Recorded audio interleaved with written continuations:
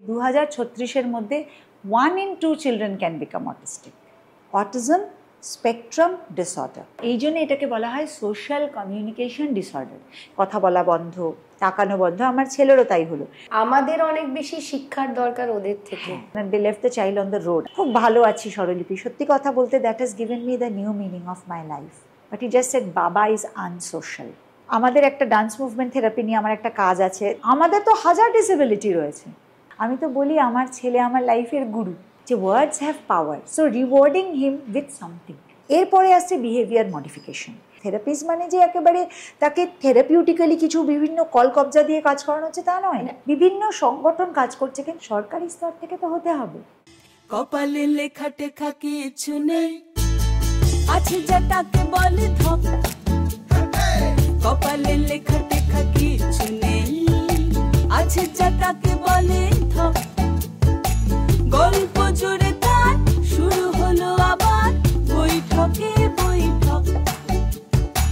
গল্প জুড়ে তার শুরু হলো আবার বৈঠকে বৈঠক।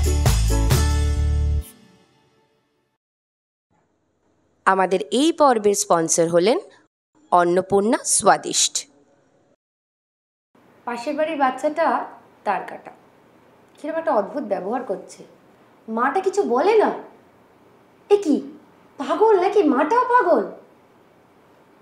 আজকে আমাদের আলোচনার বিষয় অটিজম, যে জিনিসটা নিয়ে সারা পৃথিবী আজকে লড়াই করছে। কারণ পাগলরাও কিন্তু আসলে পাগল নয়, সেই এপিসোডটা আমরা দেখেছি অলরেডি। এই যে অসুস্থতা, এই যে মানসিক পরিবর্তন, সবাই তো এক নয়, 5টা আঙ্গুলও সমান নয়। তাহলে কেন এভাবে আমরা একটি বাচ্চাকে, সেও তো বাচ্চা থেকে বড় হচ্ছে, হয়তো বড় হয়েছে সে, কিন্তু তার মধ্যে একটা শিশু সুলভ আচরণ রয়ে গেছে। আপনি কখনো ভেবে দেখেছেন যে আপনি ঠিক করছেন না ভুল করছেন? চলুন আজকে আমরা কতটা ঠিক আর কতটা ভুল সেই নিয়েই, সেই একজন অটিস্টিক চাইল্ডের মা, আজকে তিনি প্রচুর কাজ করছেন এবং ছোটোবেলা থেকে সেই পড়াশোনাই করে এসেছেন। এবং তাদের সমস্যা থাকতে পারে, কিন্তু আমরা যারা সুস্থ, সেই সুস্থ মানুষদের কি উচিত না তাদের পাশে থাকার? আমাদের সাথে আছে অদিতি। অদিতি একজন ডাক্তার। আমরা গল্প করছিলাম, অনেক রকম গল্প করছিলাম, কিন্তু এইটা সত্যি আমি নিজেও দেখেছি। আমার পাশে থাকেন যোধপুর পার্কে ইন্দ্রাণীদির ছেলে, ও জিমে এসে নানা রকম শব্দ করতো। সেটা নিয়ে না সবাই খুব হাসাহাসি করতো। আমার খুব খারাপ লাগতো, আমি তাকাতাম, জানো তো। তারপর আমি বুঝতাম ওর মা কত চেষ্টা করছে এক্সারসাইজ করানোর, বা ও খুব ডেডিকেটেডলি করছে বাচ্চাটা। তো আজকে তোমার সাথে এই নিয়ে আলোচনা করব। আমি পাগলের মা, তুমি শুনেছো আখ্যা, তার কাটা, এটা নিয়ে শুরু করি আজকে। ধন্যবাদ স্বরলিপি, আমার খুব ভালো লাগছে যে আজকে এরকম একটা বিষয় নিয়ে আমি এখানে এসে বলতে পারছি। কারণ আবার বৈঠক আমাদের খুব প্রিয় জায়গা, আমার ছেলের খুব প্রিয় জায়গা। আর আমার ছেলের যত বন্ধুবান্ধব যারা এই সোকল অটিজম ফ্রেমের মধ্যে পড়ে, তাদেরকে নিয়ে আমরা প্রায় তোমাদের যোধপুর পার্কের আউটলেটে যাই। ওদের ভীষণ ভালো লাগে, তার কারণ ওই একটা কথা, অ্যাকসেপ্টেন্স আছে। ওরা নিজেদের মতন খাবার পছন্দ করে, সিলেক্ট করে। ওদেরকে আমি বেঁধে দিই এইটুকু টাকার মধ্যে কিন্তু সিলেক্ট করতে হবে, এবং সেটা সবসময় ওদের কেটার্ড হয়। তো সেই দিয়ে যখন আজকে আমার খুব ভালো লাগলো যে এখানে সেটা নিয়ে আলোচনা করতে পারছি। প্রথম কথা যেটা বলবো, যে এই যে এদেরকে বলা যে তার কাটা, পাগল, যেটা এখন হয়তো অনেকটা পরিবর্তন এসেছে, কারণ লোকে অটিজম সম্বন্ধে অনেক বেশি জানছে, এবং অটিজম এখন বলতে গেলে একটা হাউসহোল্ড নেম হয়ে গেছে। তার কারণ বর্তমান সমীক্ষা বলছে, যেটা ইউএসের সমীক্ষা, 36 জনের মধ্যে একটি শিশুর অটিজম রয়েছে। আমাদের ভারতবর্ষে 2021 সমীক্ষা বলছে 68 জনের মধ্যে একজন। আর ভেরি অ্যালার্মিং, রিসেন্টলি আমি পড়লাম যে বলছে যে 2036 মধ্যে 1 in 2 children can become autistic. So then why it is? হ্যাঁ, এইটা কিন্তু প্রথমে বুঝতে হবে যে এটা কোনো অসুস্থতা নয়, এটা কোনো ব্যাধি, অসুস্থতা নয়। আমরা যারা সোকল্ড নর্মাল বলি, রেগুলার বলি, নিউরোটিপিক্যাল বলি, আমরা কি সব দিক থেকে সবাই ঠিক? তা নয়। কিন্তু এদের মস্তিষ্কের মধ্যে, স্নায়ুতন্ত্রের মধ্যে কিছু কিছু ব্যাপার যেটা হচ্ছে, যেটা এখনও অবধি ধরা যায়নি, বিজ্ঞান এখনও পারেনি, তার কিছু কিছু ওরিয়েন্টেশনটা একটু অন্যরকম হওয়ার জন্য এদের আচরণগত বিভিন্ন বৈশিষ্ট্য লক্ষ্য করা যায়। কেননা অটিজম যেমন বাড়ছে বললাম, অটিজমটাকে কিন্তু অ্যাকচুয়ালি বলা হয় ASD, অটিজম স্পেকট্রাম ডিসঅর্ডার। এর মধ্যে কেউ কেউ হতে পারে যারা খুব ব্রিলিয়ান্ট, যাদেরকে দেখা গেছে যে PhD করছে, ডক্টর টেম্পল গ্র্যান্ডিন USA আছেন, ওনার বিভিন্ন বই লেখা আছে, যেটা তাদের লেখা বই পড়ে আমরা অটিস্টিক মানুষকে বেশি জানতে পেরেছি। কিন্তু তার হয়তো 2টো PhD আছে। কিন্তু দেখা যাচ্ছে যে মডারেট অটিজম রয়েছে এবং সিভিয়ার অটিজম রয়েছে। আর যাদের কথা আমি বললাম যারা পড়াশোনায় বিশেষভাবে ভালো করতে পারছে, মাইল্ড অটিজম। কিন্তু আমার কিছুদিন আগে আমি একটা বক্তব্য রেখেছিলাম, mild autism is also not that mild. কারণ অটিজম স্পেকট্রাম ডিসঅর্ডার তো এদের যদি আজকে ধরো এই যে তোমাদের এত সুন্দর আবার বৈঠকের এই অ্যারেঞ্জমেন্ট, এই লাইটের সুইচটা আর ফ্যানের সুইচটা ইন্টারচেঞ্জ হয়ে যায়। অর্থাৎ আমি সুইচ জ্বাললাম, চললো আমার ফ্যান, কিন্তু আমি চেয়েছিলাম লাইট। আর আমি যখন ফ্যানটা চালাতে চাইলাম তখন ফ্যানটা না চলে লাইটটা জ্বলে উঠলো। তার মানে কি কোথাও একটা ওয়্যারিং প্রবলেম হয়েছে। বেশি যখন ওয়্যারিং প্রবলেমটা হচ্ছে তখন আরও অসুবিধে হচ্ছে। অর্থাৎ আমার হয়তো ঠিক সামনে এই যে তোমার সুন্দর সাদা ফ্রেমের চশমাটা রয়েছে, আমার সাদা রঙটা ভালো লাগে, আমি একজন অটিস্টিক মানুষ, হয়তো ঠিক সেই সময় আমি তোমাকে জিজ্ঞেস করে হয়তো তোমার চশমাটা ধরবো, আমার যদি ভালো লাগে, বা আমি জিজ্ঞেস করতে পারি, আমি একটু দেখতে পারি। কিন্তু একজন অটিস্টিক মানুষের অনেক সময় হয় কি, সে হয়তো তাকে যদি প্রপারলি ট্রেন না করা হয় বহুদিন ধরে, যে একটা কিছু নিতে গেলে যার জিনিস তাকে জিজ্ঞেস করতে হবে, তার একটা ইম্পালস হবে, সে সাডেনলি চশমাটা ধরলো, তার শেপ টেপগুলো দেখলো চারপাশে, হয়তো কলকবজাটাও দেখলো, সেরকম হলে হয়তো একটা ডাঁটি খুলেও নিল, খুলে নিয়ে কিছুক্ষণ হাতে ঘোরালো, আবার রেখে দিল। তার মানে তার কোনো অভিপ্রায় নেই চশমাটাকে নষ্ট করার, ভাঙার, বা সেই চশমাটাকে ফেলে দেওয়ার বা চুরি করার। বাট লোকের কাছে কিন্তু প্রতিভাত হলো কীরকমভাবে, যে না ও তো মিসবিহেভিয়ার করছে, নট প্রপারলি রেজড, সামাজিকভাবে যে এরকম হওয়া উচিত বাচ্চাটা সেরকম না। নয়। এই জন্য এটাকে বলা হয় সোশ্যাল কমিউনিকেশন ডিসঅর্ডার। কিন্তু যেটা দেখা যাচ্ছে সেটা অ্যাপারেন্টলি আমরা বলি টিপ অফ দ্য আইসবার্গ। কিন্তু ভিতরের কারণগুলো যদি দেখা যায়, হয়তো এখানে নানান এত আলো রয়েছে, খাবার রয়েছে, এত সুন্দর সুন্দর খাবারের গন্ধ রয়েছে, আমার তো ভালো লাগছে তোমার সাথে গল্প করতে, কিন্তু একটি অটিস্টিক মানুষের হয়তো মনে হতে পারে যে খাবারের গন্ধ, এখানে একটু গন্ধটা নিয়ে আবার ওখানে গিয়ে শুঁকে শুঁকে দেখে এলাম কি খাবারটা একবার শুঁকেও দেখলাম, তারপরে ইচ্ছেরও খেলাম। মানে বলতে পারি আমরা অন্যভাবে দেখতে গেলে একজন ভীষণ পবিত্র সরল মনের মানুষ, যে আমাদের এই সামাজিক নিয়মকানুনগুলো ঠিক সেইভাবে ফলো করে উঠতে পারে না। আমরা তাদেরকে জোর করে ফিট করানোর চেষ্টা করছি, সেই জন্য আমাদের এত অসুবিধে তাদেরকে নিয়ে, তাদের কিন্তু আমাদের নিয়ে কোনো অসুবিধে নেই। এক্স্যাক্টলি। ফরেস্ট গাম্প সিনেমাটা আমার মনে আছে, মানে এত ভালো লাগতো তখন, ওই জিনিসটা নিয়ে একটু পড়াশোনা করেছিলাম ছবিটা। ফরেস্ট গাম্প বলো, রেইনম্যানে তো একদম হাই ফাংশনিং অটিজম যেটা দেখানো হয়েছে। I think thanks to this movies, কারণ এইগুলো হওয়ার জন্য কিন্তু মানুষের অনেক সচেতনতাটা বেড়েছে। আজকে যদি মাই নেম ইজ খান দেখে লোকে বোঝে Asperger syndrome is mild autism. যেমন ওর স্ত্রী সিনেমায় কি বলছে, you have to go and tell Mr President that I am Khan but I am not a terrorist. কিন্তু আক্ষরিক করতে ধরেছে কথাটা, এবং সেটাকে করে দেখাচ্ছে, প্রেসিডেন্টের সাথে গিয়ে দেখা করে। এইরকম একটা জেদ চেপে যাওয়া যে কাজটা আমাকে করতে হবে, বা বেশি আলোতে অসুবিধা হওয়া, এদের অনেক সেন্সারি ইস্যুস থাকে। কারণ ওই যে বললাম নার্ভটা বিভিন্ন রকমভাবে অ্যালাইন, মানে একটা জায়গা হয়তো দুর্বল কিন্তু একটা জায়গা কত ভীষণ স্ট্রং। তার কারণ ওই তো ওয়্যারিং অফ প্রবলেম, এটাকে ডিসকানেক্টিভিটি ডিসঅর্ডার বলা হয় অটিজমকে। তার কারণ হচ্ছে ওয়্যারিং অফ দ্য ব্রেন, এবং ব্রেন থেকেই তো আমাদের স্নায়ুগুলো বিভিন্ন পার্টস অফ দ্য বডিতে যাচ্ছে। তো হয়তো এই যে কাঠের একটা টেবিল, এটা আমি যতটা জোরে ধরতে পারছি, বা আমি এটাকে ধরো সরিয়ে বসতে গেলে আমার যতটা এফর্ট দিতে হবে, সেটা আমার বডি কিন্তু অলরেডি অ্যাডজাস্ট করে নিয়েছে। কিন্তু সেটা কে করছে? অ্যাকচুয়ালি তো আমার ব্রেন ভাবছে না, করে নিচ্ছে। কিন্তু এইগুলোতে আমরা অত সচেতন হই না। এই সামনে চায়ের কাপ আছে, জলের গ্লাস আছে, কোনো অসুবিধে নেই।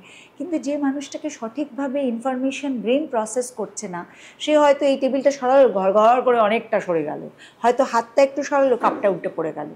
তো আমরা বলবো সে প্রপারলি বিহেভ করতে জানে না, সে সেটা পারে না। এটাও হয় যে একটা খুব সিভিয়ারলি অটিস্টিক মানুষ, তার একটা হঠাৎ একটা সেন্সরি বিহেভিয়ার এসে, মুখের এখানে অস্বস্তি লাগে, সে কনস্ট্যান্টলি থুতু ছেটায়, স্পিট করে। এটা কে মেনে নেবে বলো? বাসে উঠে যদি কেউ গিয়ে স্পিট করে, লোকে তো তার মাকে বলবে, বাস থেকে নামিয়ে দেবে, এরকম অনেক ঘটনা ঘটে।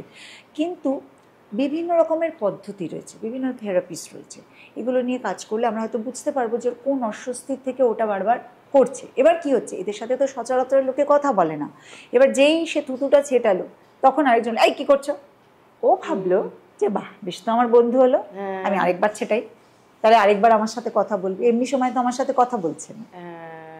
তখন সেই যে অসুবিধেটা ওটা একটা বিহেভিয়ারে পরিণত হয়ে যায়। ঈশান আমার খুব ফ্যান, আমরা দেখা করেছিলাম, আমাকে ও ইনস্ট্যান্ট বলেছিল শিশু মন দাদা সত্যি কথা বলে, সেটা ভেবে ভালো লাগে যে তোমাকে কি সুন্দর দেখতে, আমার এত ভালো লেগেছিল। তো সেই মানে ঈশানের সাথে আমার আলাপ আছে। তো তুমি প্রথম কবে বুঝলে যে ঈশান এরকম? অ্যাকচুয়ালি না, ঈশান হওয়ার আগে মানে ওর জন্মানোর আগের থেকে আমার যখন ফাইনাল ইয়ার অফ এমবিবিএস করছি তখন থেকে আমার অটিজমের সাথে পরিচয়। আর এটাও বলে রাখি, আমাদের এমবিবিএস কারিকুলামে ডাক্তারি শাস্ত্র পড়াশোনা অটিজম মানে সংক্ষিপ্ত 2-3 লাইনের বেশি নয়।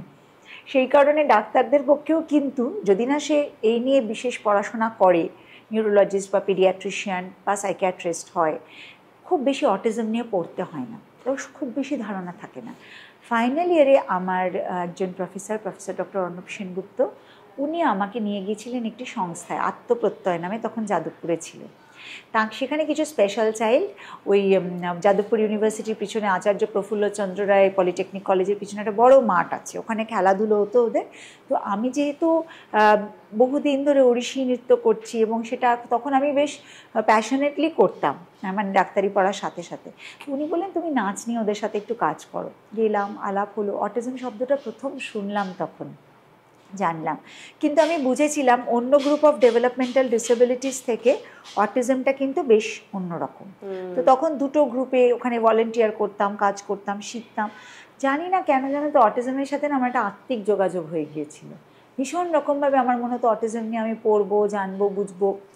তারপরে যাই হোক বৈবাহিক সূত্রে তখন ইউএসএতে গেলাম, আমার সন্তান হলো। কোথায় করেছো তুমি? Calcutta national medical college. তার আগে আমার স্কুলিং ছিল সাউথ পয়েন্ট হাই স্কুল, তারপরে ক্যালকাটা ন্যাশনাল মেডিকেল কলেজ থেকে এমবিবিএস। আর এমডি আমি অনেক পরে করি, কারণ আমি আবার বিদেশে গেছিলাম, ওখানে পড়াশোনার চেষ্টা করছিলাম, ফিরে এসে আবার ফিজিওলজি নিয়ে এমডি করি। এবং সেটা করার পর সাথে সাথে আমার নিউরোফিজিওলজি অফ অটিজম নিয়ে বিশেষ একটা ইচ্ছে, চেষ্টা, তবে সেটার জন্য অনেকটা জার্নি ছিল যেটা আমাকে আরও উদ্বুদ্ধ করেছিল। কিন্তু প্রথম যখন আমি বলছি 2005-06 ঘটনা, তারপরে যখন 2007 আমি ইউএসএ গেলাম, আমার ছেলে 1 বছরের মধ্যে আমার সন্তানের জন্ম হয় 2008-এ। তখন ওখানে আমি থমসন সেন্টার ফর অটিজম বলে একটি সংস্থা ছিল, আমি থাকতাম মিজোরি কলাম্বিয়াতে, একটা ইউনিভার্সিটি টাউন।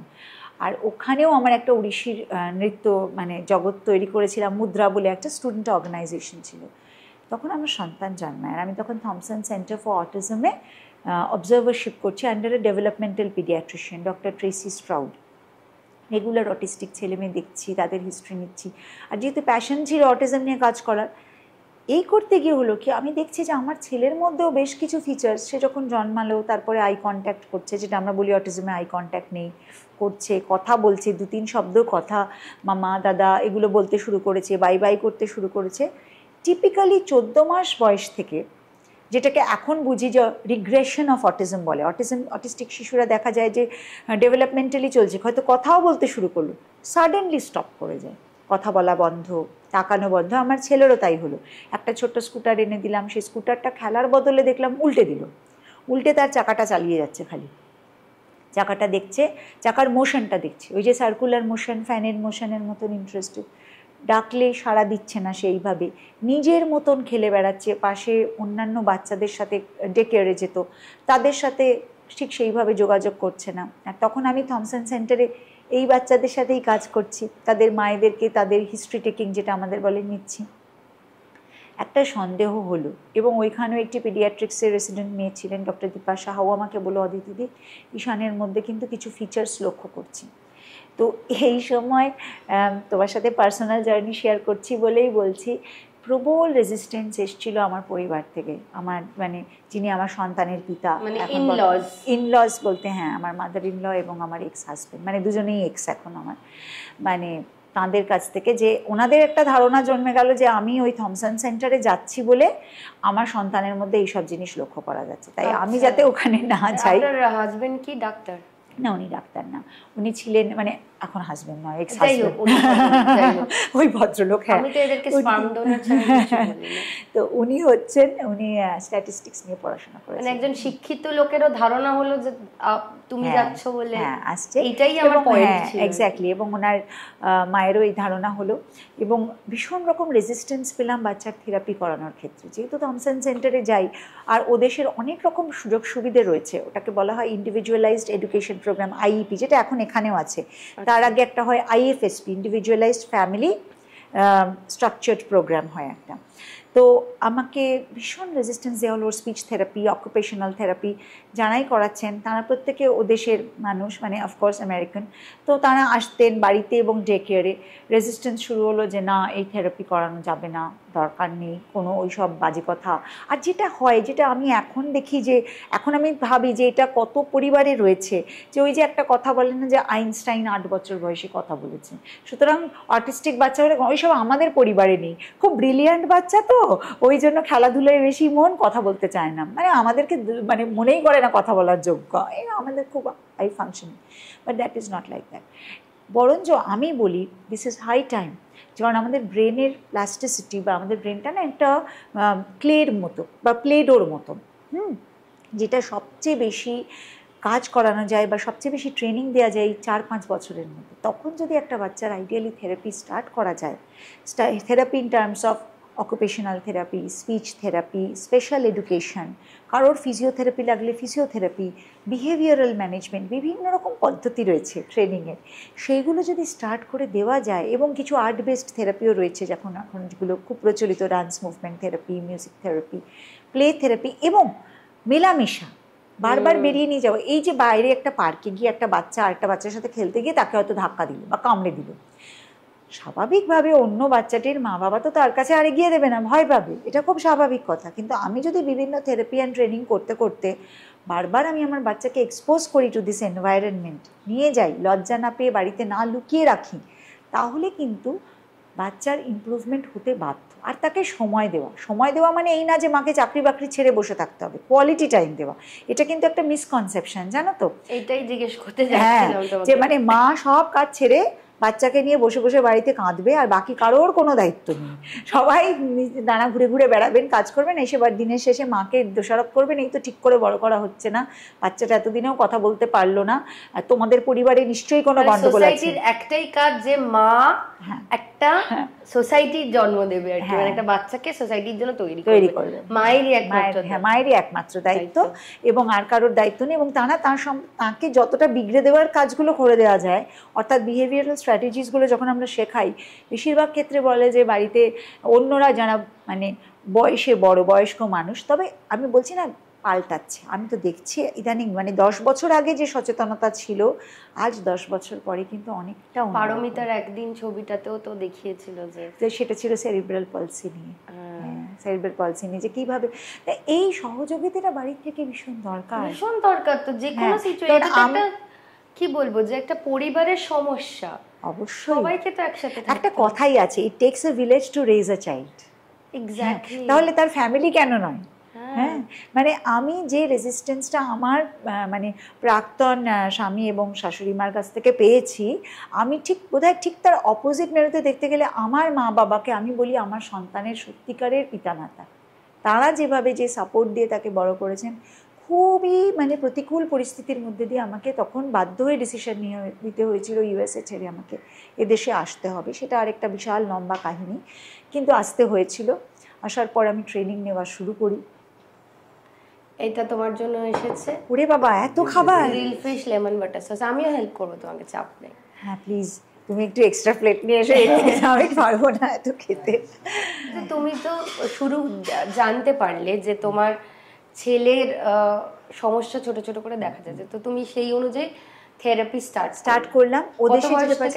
ওর স্টার্ট হয়েছিল থেরাপি 3 বছর বয়স থেকে। আমার ছেলে 1.5 বছর বয়স থেকে প্রায় 3.5 বছর বয়স অবধি অনেকটা মিউট হয়ে গেছিল, কথা বলছিল না, কিছু কিছু শব্দ বলতো, এবং যেরকম বলতে হয়তো খাবে না, বাই বাই ফুড, হ্যাঁ, this is the way they talk, বা ঈশান খাবে, ঈশান যাবে, ঈশান করবে, and that is very common, because ওদের আমিটা বুঝতে অনেকটা সময় লাগে।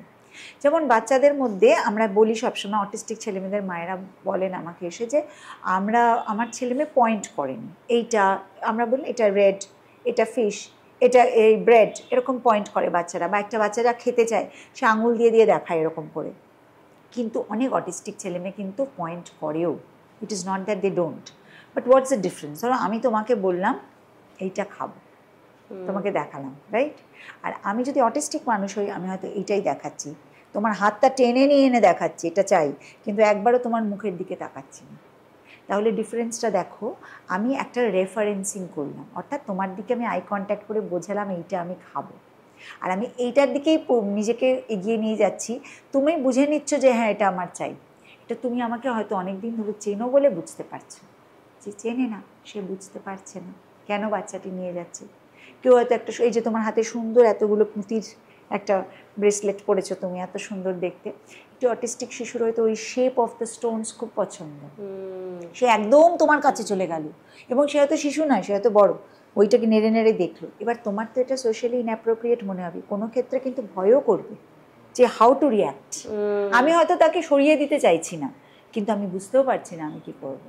মানে আমাদের অনেক বেশি শিক্ষার দরকার ওদের থেকে, যে সব সময় না রয়েছে তার সঙ্গে, তার পক্ষে বোঝাটা কঠিন, এটা নিশ্চয়ই কঠিন, কিন্তু এটাও ঠিক ওই ওপেননেসটা থাকতে হবে যে ইনি তো একটা মানুষ। হ্যাঁ একদমই, তারও পৃথিবীতে অধিকার আছে, অবশ্যই সে অন্যরকম ভাবে অধিকার স্থাপন করছে অবশ্যই। আর তার বাড়ির নিজের লোক, তখন মনে হয় যে তার নিজের বাবা মা যেদিক থেকেই হোক না কেন এটা আসুক, কিন্তু বেশিরভাগ ক্ষেত্রে আনফর্চুনেটলি দেখা যায় বাবাদের দিক থেকেই এই রেজিস্ট্যান্স বা এই ডিনায়ালটা বেশি হয়। হয়তো আমাদের সোশ্যাল স্ট্রাকচার, প্যাট্রিয়ার্কি, এগুলো বহু বছর ধরে নিতে চায় না যে যত সমস্যা আমার না, they want a proper package, সব রেডিমেড, সেটাই এরকম প্লেটে সাজানো সবকিছু থাকবে, মানে পিছনে যে এটাকে তৈরি করতে হয়েছে, একজনকে সাজাতে হয়েছে, দিতে হয়েছে, ওইটা ঠিক না জানলেও চলবে, পেয়ে পেয়ে অভ্যস্ত হয়ে গেছে। তারপর কি হলো যখন তুমি দেখছো যে থেরাপিতে বাধা দিচ্ছে, তখন তুমি? কঠিন একটা পরিস্থিতি হয়েছিল, মানে আমি দেখছিলাম যে আমাদের থেকে ডিস্টেন্সিয়েটেড হয়ে যাচ্ছেন তারা, এবং আমার ছেলের বিহেভিয়ার্স তাতে ভীষণ বাড়ছিল, খারাপ ব্যবহারও করতো। হ্যাঁ করতেন, এবং যেটা হয়েছিল একদিন, মানে দে লেফট দ্য চাইল্ড, মানে হাঁটতে হাঁটতে ওনার they left the child on the road. আমার ছেলে ওদের সাথে যাবে বলে খুব কান্নাকাটি করছিল, আমি রিকোয়েস্ট করেছিলাম একটু নিয়ে বেরোতে, মানে অন্তত একটু হেঁটে আসি আমাদের একটা নেবারহুডে, যে একটু হেঁটে আসি, নইলে ও খালি মাথা ঠুকছে, ভীষণ হেড ব্যাঙ্গিং করতো। তখন যখন বেরিয়েছি, হঠাৎ রাস্তার মধ্যে, মানে তার বাবার কোলে ছিল, সাডেনলি ড্রপ করে দিয়ে they started running towards a trail, আর গাড়ি আসছিল আর আমি একটু পিছনে ছিলাম, and that was the day it was finally মানে তার আগে অবধি আমি সব সহ্য করেছি, কিন্তু বাচ্চাকে গাড়ির সামনে ওরকম ফেলে দিয়ে চলে যাওয়াটা বাস, এবং ওখানে দাঁড়িয়ে দাঁড়িয়ে ও দৌড়চ্ছে, আমি পিছনে দৌড়চ্ছি। সো যাই হোক, সেদিন আমি প্রতিবাদ করেছিলাম যে এইভাবে তো আমি কি করে একা থেরাপি করে তাকে ওইভাবে বড় করবো। অ্যান্ড আমি ওখানে ছিলাম, যেহেতু অবজারভারশিপ করছিলাম, আমি একটা ডিফিকাল্ট সিচুয়েশনের মধ্যে ছিলাম, কারণ আমার স্টুডেন্ট ভিসা ছিল না, একটা গ্রিন কার্ড প্রসেসিং চলছিল, তো তখন কোনো স্টুডেন্ট ভিসা অ্যাপ্লাই করা যায় না, আমি পড়াশোনা করছিলাম, আমি ছিলাম ডিপেন্ডেন্ট ভিসায়, আর USMLE, United States medical licensing exam দিচ্ছিলাম। ওই পরীক্ষাটা না কমপ্লিট হলে, এমবিবিএস হলেও আমাদের ইউএসএমএল দিতে হয়, ওখানে গিয়ে লাইসেন্সিওর না পেলে ডাক্তারি করা যায় না। তো আমি যেখানে যেতাম অবজারভারশিপ করতে, ওখানে আমি পেড হতাম না, so I was not paid. তো যাই হোক, সেই যেদিন ফেলে দিয়ে চলে গেছিলাম আমি প্রতিবাদ করাতে, মানে খুবই ফিজিক্যালি আমাকে অ্যাসল্ট করা হয়েছিল, হ্যাঁ খুবই কঠিন পরিস্থিতি, মানে ইট ওয়াজ সো ডিফিকাল্ট যে আমাকে সেই সময় ওখানকার লোকাল পুলিশ এসে রেস্কিউ করে, they had sent me to my brother's place. আমার ভাই ওখানে তখন পিএইচডি করছিল মিশিগানে, they had sent me to, মানে আমার কাছে একজন কাজিন দিদি থাকতেন, তার কাছে, সেখান থেকে ওনারা এসে নিয়ে যান। আর তারপরে আমি আমার ভাইয়ের কাছ থেকে ফিরে এসে দেখি they had abandoned the home, কিছুই ছিল না, মানে সব নিয়ে চলে গেছে জিনিসপত্র, লিভিং বিহাইন্ড। আমার ম্যারেজ সার্টিফিকেটটা শুধু একটা বড় ক্লজেটের মধ্যে পড়েছিল। অ্যান্ড ফিরে আসার পরে আমাকে বেশ কিছু লিগাল মেজার্স তারা নিয়েছে, I was totally unaware about it. তো হ্যাঁ, তো তখন আমি ইউনিভার্সিটিতে যাই যেখানে উনি চাকরি করতেন।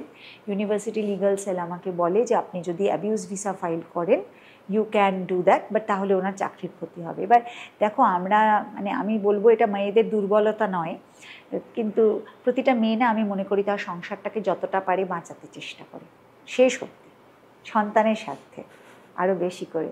তো I did not lodge a formal complain. আমি শেল্টার হোমেও গিয়েছি ওখানকার ইউএসএতে, শেল্টার হোমে তারা নিয়ে যান, কিন্তু ওখানেও দেখলাম অ্যাবিউজড মেয়েরা, মানে আমি তখন দেখলাম আমেরিকান মেয়েরাও কত মারধর খেয়ে থাকে, হ্যাঁ, ব্লু আইজ অ্যান্ড মানে ব্রুজড।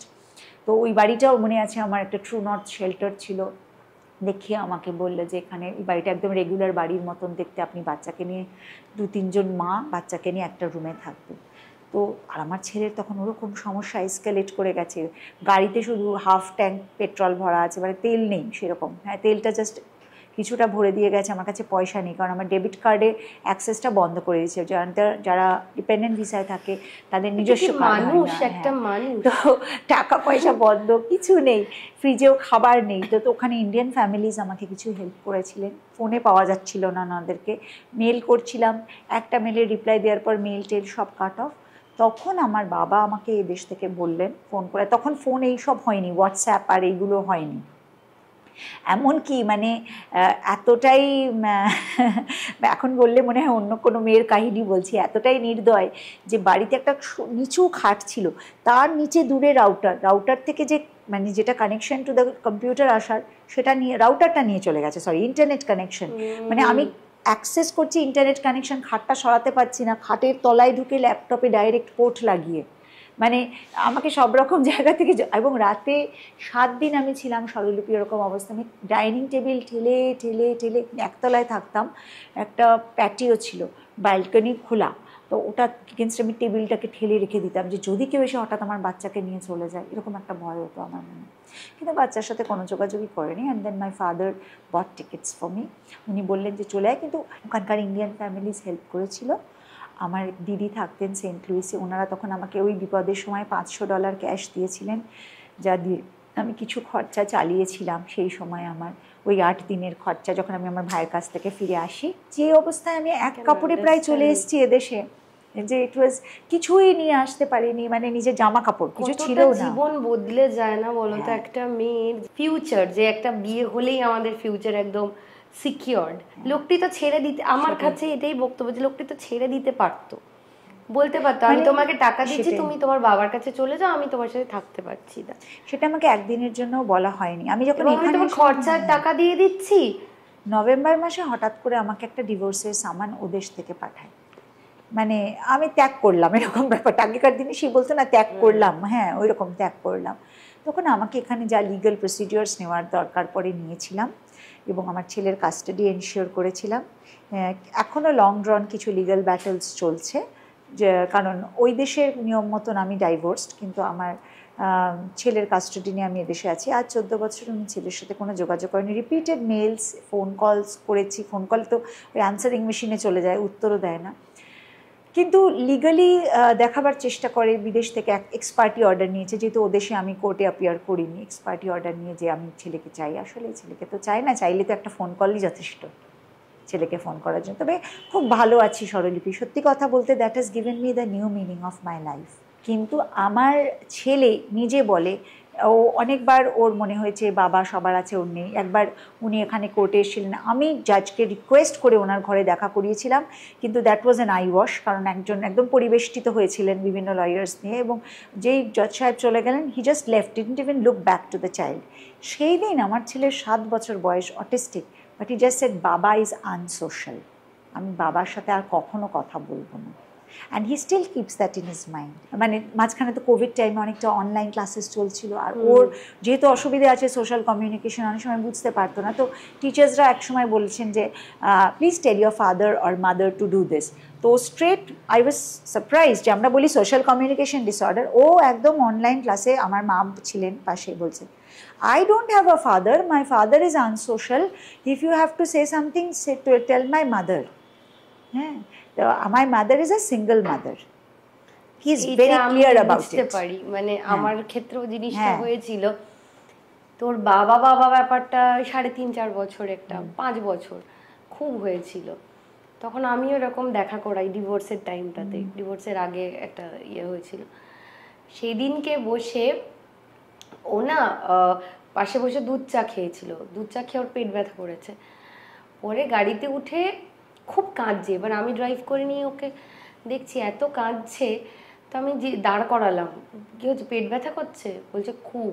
তারপরে করতে করতে আমাকে বলছে আমাকে একবার কোলে তুললো না মা, আদর করলো না মা, আমাকে ভালোবাসে না, আমাকে যে ভালোবাসে না আজ থেকে আমিও তাকে ভালোবাসবো। দেখো তো, মানে আমি তোমার কথাটা রিয়েলাইজ করি, মানে এইটা না আমার মনে হয় যে এই অনুভূতিটা মা হিসেবে এটা we have also run the right thing, যে ওদের মধ্যে কীরকম, কারণ আমি তো খুব চেষ্টা করেছিলাম ওনার সাথে যোগাযোগটা থাকুক। মানে যেদিন আমি দেখা করাতে নিয়ে গেছি আমি বোধহয় ওর ছোটো ছোটো স্কুলে পাওয়া সার্টিফিকেট, মেডেল, ছবি সব নিয়ে গেছি, যে একটু একটু করে যদি দেখানো যায়। বাট আমি দেখলাম একটা মানুষের মনের মধ্যে কোনো অনুভূতিই নেই, তারকে আর কী নিয়ে ভাববো। আর আমার ছেলে এই যে একটা বলতে শুরু করেছে, নাও আই রিয়েলাইজ, ও একটা কথা আমাকে বলে জানো, এটা একটা অদ্ভুত ব্যাপারে, যে বললাম না অটিজম থাকলেও এদের কত চিন্তা শক্তিটা কীভাবে আসে। আমাকে বলে I don't want to marry, okay fine, but do you, ও খুব আমার সাথে রামকৃষ্ণ মিশনে যাতায়াত করে, তো আমি ওকে বলি do you like to be a monk. আমি জানি না ওর মঙ্ক হওয়ার কেপেবিলিটি আছে কি না, কিন্তু ও no I don't want to become a monk. তাহলে তুমি কী হতে চাও? I want to become servant of monks. আমাকে বলে এটা ওর খুব সেবক হব ইচ্ছে। বলে আবার আমাকে বলে আমার ফাদার হতে ইচ্ছে করে কিন্তু আমি ফাদার হব না। আমি বলি কেন, তুমি ফাদার কেন হতে চাও না? বলছি ফাদাররা তো নিজের বেবিকে বার্থ দেয় না, তারপরে আর তাই জন্য ভালোবাসে না। আমি তো বেবিকে বার্থ দিতে পারবো না, ফাদার হলে যদি বর্ন করাতে পারতাম তাহলে আমি বেবিকে ভালোবাসতাম, বাট ফাদাররা যেহেতু বর্নটা করায় না, ওই জন্য আমার ফাদারের মতন আনসোশ্যাল হয়ে যায়। বাট দেন আই শো হিম যে দেখো তোমার দাদু, আমার ভাই, যে মানে বা আমার অন্যান্য কলিগস, আমি তারা তো গুড ফাদার, বলছে দে আর সোশ্যাল ফাদার্স, বাট আমার ভয় করে because my father is unsocial, আমি যদি আনসোশ্যাল হয়ে যাই। মানে আমাদের বাচ্চারাই কিন্তু পথপ্রদর্শক। আর আশা করি যে এই ধরনের আলোচনা থেকে আমাদের মনের মধ্যেও একটা কি বলবো, যদি বাচ্চা জন্ম দিতে হয় আমাদেরকে মাথায় নিয়েই নিতে হবে যে আমাদেরই দায়িত্ব। ক্রস পিপল, মানে এই যে একটা সংগঠন করেছি, তারপরে মায়েদের আর বাচ্চাদের ডেভেলপমেন্টের জন্য তো ওখানে অনেক বাবা আসেন, আমি অবাক হয়ে যাই যে এরকম বাবাও হয়। মানে আমি তোমাকে বলছি যে সময়টাতে আমি ফেরত এলাম তখন আমি AMRI হসপিটাল জয়েন করি, এখন তো মেডিকেল টিচিংয়ে আছি, মেডিকেল কলেজে পড়াই, কিন্তু তখন ICU জয়েন করি এবং কিছুদিনের জন্য আমাকে পেডিয়াট্রিক ICUতে কাজ করতে হয়েছিল। তো আমার তখন তো সদ্য ঘটনাটা ঘটেছে, আর আমি ভাবতাম যে তার আগে কি হয়, বিয়ের আগে মনে হয় উচ্চশিক্ষিত পুরুষ তারা খুব ভালো, তারা এনলাইটেন্ড, এমপাওয়ার্ড। তো আমার এখনও ঘটনাটা মনে আছে, গ্রামের দুটি মানে মা বাবা কাপল, বাচ্চা ছেলে মেয়ে, তাদের বাচ্চাটা খুব অসুস্থ, মানে এতটাই অসুস্থ, ওর নিউমোনিয়া হয়ে যে ওর যে একটা চেস্ট ড্রেন দেওয়া ছিল তাতে লাংসের ছোটো টুকরো বেরিয়ে আসছিলো। Finally the child didn't survive. তার বাবার বয়স কত বড়, যে 24-25 বছরের ছেলে, আর তার স্ত্রী এতই বাচ্চা 17-18 বছরের, মানে তার সেই ম্যাচিউরিটিও হয়নি বোঝার মতন যে আমার বাচ্চা এতটা অসুস্থ। আমাকে বলছেন ম্যাডাম আমরা তো জমি টমিগুলো সব বাঁধা রেখে এসছি, বন্ধক দিয়ে এসছি, বাচ্চাটাকে বাঁচাতে হবে। তারপরে আমি রাত্রিরে দেখছি নিচে, আমি আমাদের ICU থেকে নিচে দেখছি একটা বড় পোর্টিকোর নিচে ঘুরছে আর মুড়ি খাচ্ছে। তো আমি আবার একবার ডাকলাম বাচ্চাটিকে দেখতে, যে বাচ্চাটার অবস্থা খুবই সংকটজনক আর হয়তো বাঁচানো যাবে না। তখন বলে আমি একটু মুড়ি খেতে চলে গেছিলাম। রাতে ভাত খাননি? বলছে না সবাই খেয়েছে, আমার ভাতের পয়সাটা যদি একটু বাঁচাতে পারি। হ্যাঁ, তখন না আমার মনে হলো কোথাকার কি শিক্ষা, পড়াশোনা। এই যে একটা গ্রামের কৃষক পিতা, বয়স কতটুকুই বা তার পড়াশোনা, কিন্তু তার মনের যে অনুভূতি, ভালোবাসা, দরদ, এটাই একজন পুরুষ, এই একজন বাবা। তারপরে যখন এই স্পেশাল নিডস চাইল্ডদের নিয়ে কাজ করছি, আমি কত বাবাকে দেখি যে একজন বাবাকে দেখি ফ্যামিলিকে ছেড়ে চলে যায়, বাচ্চাকে ওই পাগল বাচ্চার মা, মানে আমাকে একটা সময় হেনস্থা করার জন্য তাদের পরিবারের অনেকজন, কলকাতাতেও তাদের বাড়িতে কথা বলতে গেছিলাম, আমাকে বলছে ইউ নিড সাইকিয়াট্রিক হেল্প, তাদের বাড়ির একজন, and you are mother of a মানে ইনসেন চাইল্ড, আমাকে বলা হয়েছে। আমি অবাক হয়ে যাই যে তারা এই কথাটা বলতে পারছে, অথচ তাদের থেকে হয়তো ইন কম্প্যারিজন অত পড়াশোনা করা শিক্ষিত নয় in terms of qualification, but they come so concern যে কি করা যায়, আমার সন্তান, আমাকে তো একে দেখতে হবে, আমাকে তো একে ভালো রাখতে হবে, কি করে তার জন্য ভবিষ্যৎ পরিকল্পনা করা যায়। হ্যাঁ, এবং বহু ক্ষেত্রে দেখি আবার এসে বলেন যে বাড়ি এসে আমি ভাবি যে ওর মাকে আমি কিভাবে রিলিফটুকুন দিতে পারি। মানে এরকম মানুষ আছে, মানে যত ভবিষ্যতে আমি দেখি, আমাদের একটি অটিস্টিক মেয়ে, তার 10 বছর বয়সে মেনস্ট্রুয়েশন স্টার্ট হয়ে যায়। আচ্ছা। হ্যাঁ, এবং সে quite difficult for her to manage on her own. তার মা আমাকে বলেন, এবং তার বাবা অন্য মানে একটু দূরে থাকতেন কলকাতা থেকে চাকরি সূত্রে, মা থেরাপির জন্য মেয়েকে নিয়ে কলকাতায় আছেন। ওর মা আমাকে বলছেন যে মানে আমার আর কিছু পাওয়ার নেই, এরকম স্বামী আমি পেয়েছি এটাই বড় কথা। ফোনে ভদ্রলোক শুনে কাঁদছেন, বলছেন আমি তো ওর বাবা, আমার মেয়েটার এতটা কষ্ট, আমি কি বাবা হয়ে ওর জন্য কিছুই করতে পারি না। এটা একটা রেগুলার মেয়েরও যখন মেনস্ট্রুয়েশন হয়, কতজন বাবা এইরকমভাবে ভাবেন, সেই রকম বাবাও রয়েছে। লাকি যে তুমি দেখেছো। হ্যাঁ, মানে আমি যখন দেখতে পাই না, তো আর আমার নিজের বাবার কথাও আমি বলবো, আর আমার ভাই, কিন্তু মোস্টলি আবার ফিরে যাচ্ছি, mostly I C a lot of resistance and denial. It's the body language. মানে বাবা মা যখন আনে আমার কাছে বাচ্চা, আমি একটা কমিউনিটি ক্লিনিক করি, বাচ্চাদের দেখি, অটিস্টিক অ্যান্ড স্পেশাল নিডস ছেলেমেয়েরা আসে, মা এসে বলতে থাকে এটা পারছে না, এটা করছে না। কিছুক্ষণ পরে বাবারা পাশ থেকে এরকম করে শোনে মায়ের কথা, তারপরে বলে এটা কিন্তু পারছে, ওটাও কিন্তু পারছে। আমি সেদিন দেখলাম পারছে। কিছু কিছু বাবা বাচ্চাকে করে নিয়ে বলো বলো এটা ব্রেড, বি ফর ম্যাডাম, শুনুন শুনুন বলছে কিন্তু ব্রেড। আমি বুঝতে পারছি তার একটা ডিনায়াল চলছে। কিছুক্ষণ পরে আমি ভাবি বাহ কি কনসার্ন, আমাকে বোঝাবার চেষ্টা করছে যে বাচ্চাটি পারে। ঠিক পাশের ঘরে যে ওয়েটিং রুম, সেখানে গিয়ে দেখছি মায়ের হাতে, আমি তো দেখতে পাচ্ছি সিসিটিভিতে, কি বলছে, নাও সামলাও, তোমার ছেলে কিচ্ছু পারে না, হ্যাঁ আর আমি পারছি না দেখাতে। And then again I call them back. আমি অনেকক্ষণ অবজার্ভ করি, and then I tell them that your child has this problem, we have to collectively work towards it. তখন আমি একটা বডি ল্যাঙ্গুয়েজ দেখি। সুমাজি, I've got used to this body language, you know, যেই আবার আরেকজন মহিলা আবার বলছে অটিজম, যাবো আরেকজনের কাছে প্রমাণ করতে নয়। ফাইনালি যখন 4-5 জন বলে দেবে যে হ্যাঁ এটাই, তখন এদেরকে দূরে ভাগাও। That's a general tendency, very unfortunately.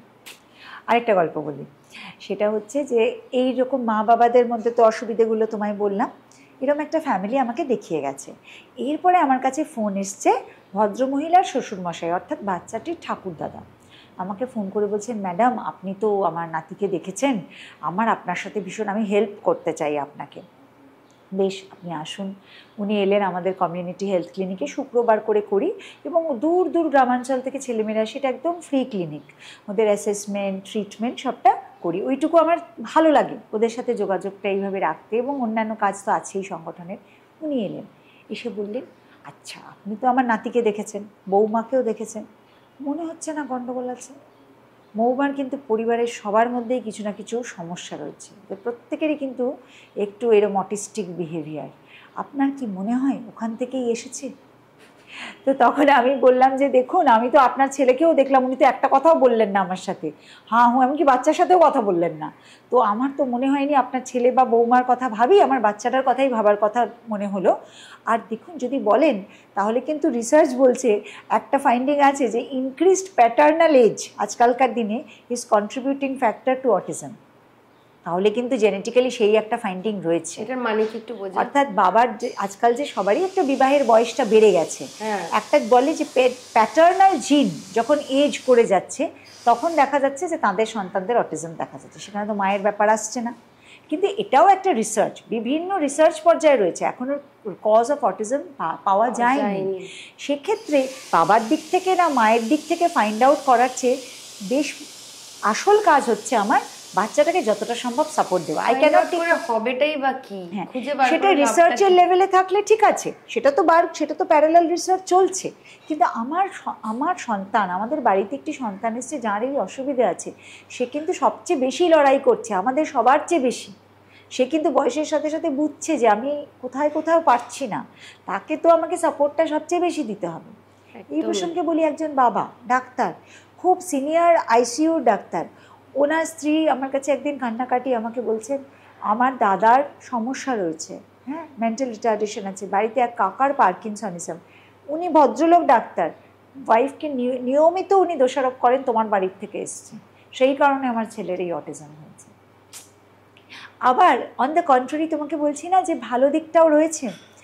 আমাদের একটা ডান্স মুভমেন্ট থেরাপি নিয়ে আমার একটা কাজ আছে, তুমি জানো তো। সেই ডান্স মুভমেন্ট থেরাপির একটা কোর্স চলে যাদবপুর ইউনিভার্সিটির সঙ্গে। গত বছরের কোর্সে একজন ফোন করছেন, এক বয়স্ক ভদ্রলোক, বলছেন ম্যাডাম আমার বয়স 80 বছর, আপনাদের কোর্সটা করতে পারি? তো তখন আমি বললাম যে দেখুন, এটা যেহেতু মুভমেন্ট থেরাপি, কিছু অ্যাক্টিভ পার্টিসিপেশন লাগবে, মুভমেন্টস লাগবে, বাচ্চাদের সাথে কাজ করতে লাগবে। আপনার বয়স কত? 80। তখন আমার নাতি, আমার ছেলের একমাত্র ছেলে, আমার একমাত্র ছেলের একমাত্র ছেলে এই কথাটা বলেছিলেন। আমার নাতির জন্য আমার বৌমা চাকরি ছেড়ে দিয়েছেন, আমার ছেলে ভীষণ কষ্ট করে, একটু যদি আমি কিছু শিখে ওদের সাহায্য করতে পারি, আমি বসে বসে করব, আমাকে একটু শেখাবেন, আমাকে একটু, আমি পড়তে চাই।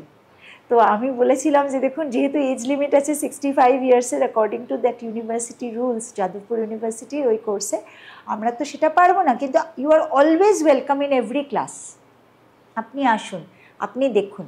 মানে এরকম, উনিও তো একজন পুরুষ মানুষ, যেটা প্রায়ই আমাকে শুনতে হতো বাড়িতে, যে বাবাকে তো এতটা দেখতে হয় না। মানে একজন মা যখন বাইরে থেকে কাজ করে বাড়িতে ফেরে, ইমিডিয়েট বাড়ির রিয়াকশন হয়, আমার ক্ষেত্রে তো বটেই, আমি দেখেছি অন্যদের ক্ষেত্রেও শুনি, যে এবার মা ছেলেকে দেখো, এই যে এতক্ষণ পরে তুমি ফিরলে, এবার ওকে কিছু খেতে দাও, অনেকক্ষণ ধরে মা মা করছে। মাও যে বাইরে পরিশ্রম করেই ফিরছে, আর বাবা ফিরলে পরে বলা হয় এই বাবাকে একটু ছেড়ে দাও তো, একটু বসতে দাও, একটু টিভি দেখুক, একটু চা দিই, একটু খাক, তারপরে না হয় আসবে। সে তো ভীষণ মানে পরিশ্রান্ত না, সারাদিন কাজ করেছে, আর মায়েরা বাইরে গিয়ে যেন কোনো কাজ করে না। তোমার বাচ্চা এটা বোঝে যে তুমি পরিশ্রম করে এসেছো? হ্যাঁ, I made him understand that. কেন বলছি, I took him for my work. আমার সমস্ত ওয়ার্ক প্লেসে আমার ছেলে গেছে, আমি আইসিইউতে কাজ করেছি, আইসিইউ দেখে এসছে, বিকজ ওর তো একটা অটিজম রিলেটেড কারণে অ্যাংজাইটি বেশি, মা কোথায় যাচ্ছে। আমি যতগুলো মেডিকেল কলেজে আজ অব্দি কাজ করেছি, এই নিয়ে আমার 4র্থ মেডিকেল কলেজ চলছে, প্রতিটা মেডিকেল কলেজে আমার ছেলে গেছে, এবং আমার কলিগদের সাথে ওর বেশি বন্ধুত্ব।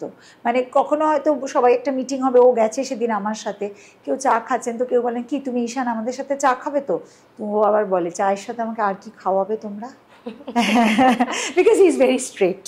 হ্যাঁ, চায়ের সাথে আমাকে আর কি খাওয়াবে। গুড অ্যাকচুয়ালি, ওর মধ্যে সেই কখনো জটিলতা, যা বলবে স্ট্রেট বলবে। ও যেমন সিবিএসই পাশ করেছে, ওর মতন করে ওর করেছে, এটা আমি খুব খুশি যে ভালো রেজাল্ট করেছে। হ্যাঁ, ও 74.4% পেয়েছে, কিন্তু ওর যথেষ্ট সমস্যা ছিল, আর এটাও ঠিক, ওর সমস্যার কারণেই কিন্তু ও সিবিএসইতে ইনক্লুসিভ কারিকুলামের সুযোগ সুবিধে পেয়েছে। ওর স্কুল এপিজে পার্ক স্ট্রিট খুব ওকে সহায়তা করেছে, যে সেন্টারটা পড়েছিল সেখানেও, এবং ও মিউজিক এবং আর্ট ওর সাবজেক্ট ছিল। হ্যাঁ, এমনি পড়েছে, মানে হ্যাঁ, রেগুলার কারিকুলামে। হ্যাঁ, তো ওকে আমাদেরই একজন স্পেশাল নিডস চাইল্ডের মা বলেছেন, তুমি তো ভালো রেজাল্ট করেছো, তো তোমাকে আমরা কি গিফট দেব? বলছেন এটা তো আমি বলতে পারবো না, যে গিফটটা কেউ দেবে আমাকে তো অ্যাকসেপ্ট করতেই হবে, আমার তো কোনো অপশান নেই। তো আরও সুইট বলতে হয়, আমার আরেক বান্ধবী, সে আবার বলেছে তা আমি যদি তোমায় অপশান দিই, তুমি বলো, তাহলে আমাকে একটু অপোজিট পাজলস দেবে? এবং she made it a point, she gave 4 puzzles like that, সেটা একদম বাচ্চাদের পাজল। হ্যাঁ, আমার এক বান্ধবী, she also works, she is a mother of a special child also, Sumitra, and she said যে না, ও বলছে না, ও তো ওটাই চেয়েছে, ওটাই ওকে দেবো। এইটাই হচ্ছে আন্ডারস্ট্যান্ডিং, বোঝা। ও একটা 17 বছরের ছেলে বলে ও যদি পাজল চায় আর পাজল নিয়ে খেলতে ভালোবাসে, ইট ইজ ওকে। তাকে 17 বছরের, অন্য 17 বছরের ছেলেরা যেটা করতে পারে ও পারে না। অন্য 17 বছরের ছেলেরা কি করে সেটা আমরাও জানি। এক্স্যাক্টলি। তো ও ওর মতন জীবনটাকে চায়। আর আমাদের এইটাই, আমার যে মানে কাজটা এখন করি, সেটা হচ্ছে যে একটা তো তোমাকে বলছিলাম যে মুভমেন্ট থেরাপি ইউনিট আছে, আরেকটা হচ্ছে livelihood and computer training centre, Belur Math শিল্প মন্দিরের আন্ডারে। ওখানে যেন আমার অনেক, মানে এখন আমাদের 7 জন ছেলেমেয়ে ট্রেনিং নিচ্ছে। একটি ছেলে আছে, সে গ্র্যাজুয়েশন করেছে, কিন্তু গ্র্যাজুয়েশন করেও সে নিজেকে ঠিক মেলাতে পারছে না সমাজের সাথে। তার সারাদিন মেট্রো, সে কিন্তু ইন্ডিপেন্ডেন্টলি ঘোরাফেরা করতে পারে, কিন্তু সারাদিন মেট্রোতে ঘুরলে ভালো হয়। তার ইচ্ছে করে বন্ধুত্ব করতে, বান্ধবী তার হোক, তার সেরকম ইচ্ছে হয়, কিন্তু পারে না। এবার আমার এত ভালো লাগলো, লাস্ট দিন আমাকে বললো যে আমার সাথে কথা বলছে, তো বলছে অদিতি আন্টি আসলে কি জানো তো, আমি খুব টাইমে চলি, এরা ভীষণ পাংচুয়াল, ভীষণ, ওর মানে রাস্তার রোড ম্যাপ একদম মাথায় ফটোগ্রাফিক মেমোরিতে স্টোর থাকে, আচ্ছা আমি রাস্তা ভুল করি না, আমি একদম টাইমে উঠে পড়ি সকালবেলা, আর আমি সব কাজ টাইমে করি, কিন্তু আমার মা বাবা কিন্তু টাইমে উঠতে পারে না। তাহলে বলো এটা আমার এবিলিটি, ওটা ওদের ডিসেবিলিটি? কিন্তু ব্যাপারটা হচ্ছে ওরা অফিসে ভালো করে কথা শুনে কাজ করতে পারে, আর আমার ওইখানে অত লোক অত কথা আমার স্ক্যাটার্ড হয়ে যায়, তো ওইটা আমার ডিসেবিলিটি। এবার ব্যাপারটা হচ্ছে কি আমার এবিলিটিটা ওদের ডিসেবিলিটি, কিন্তু ওদের এবিলিটিটা কিন্তু আমার ডিসেবিলিটি, কিন্তু লোকে আমার ডিসেবিলিটিটা নিয়েই বলছে, ওদের ডিসেবিলিটিটাতে কিন্তু ওরা করে ফেলতে পারছে। This is such a beautiful understanding, কি উইজডম, এটা তো সত্যি কথা।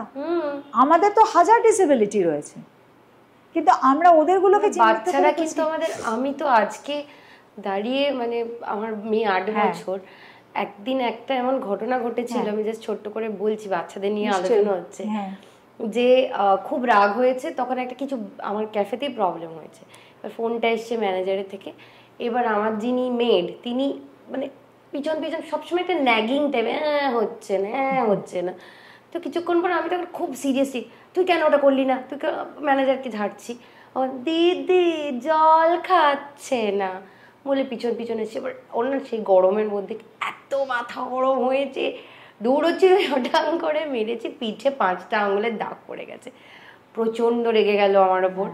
আমি ওকে মারি না একদমই, দিয়ে কাঁদতে শুরু করলো, কান্নাকাটি করার পর রাত্রিবেলা, তখন ছোট তো বলে কথা বলবো না, এটা হচ্ছে।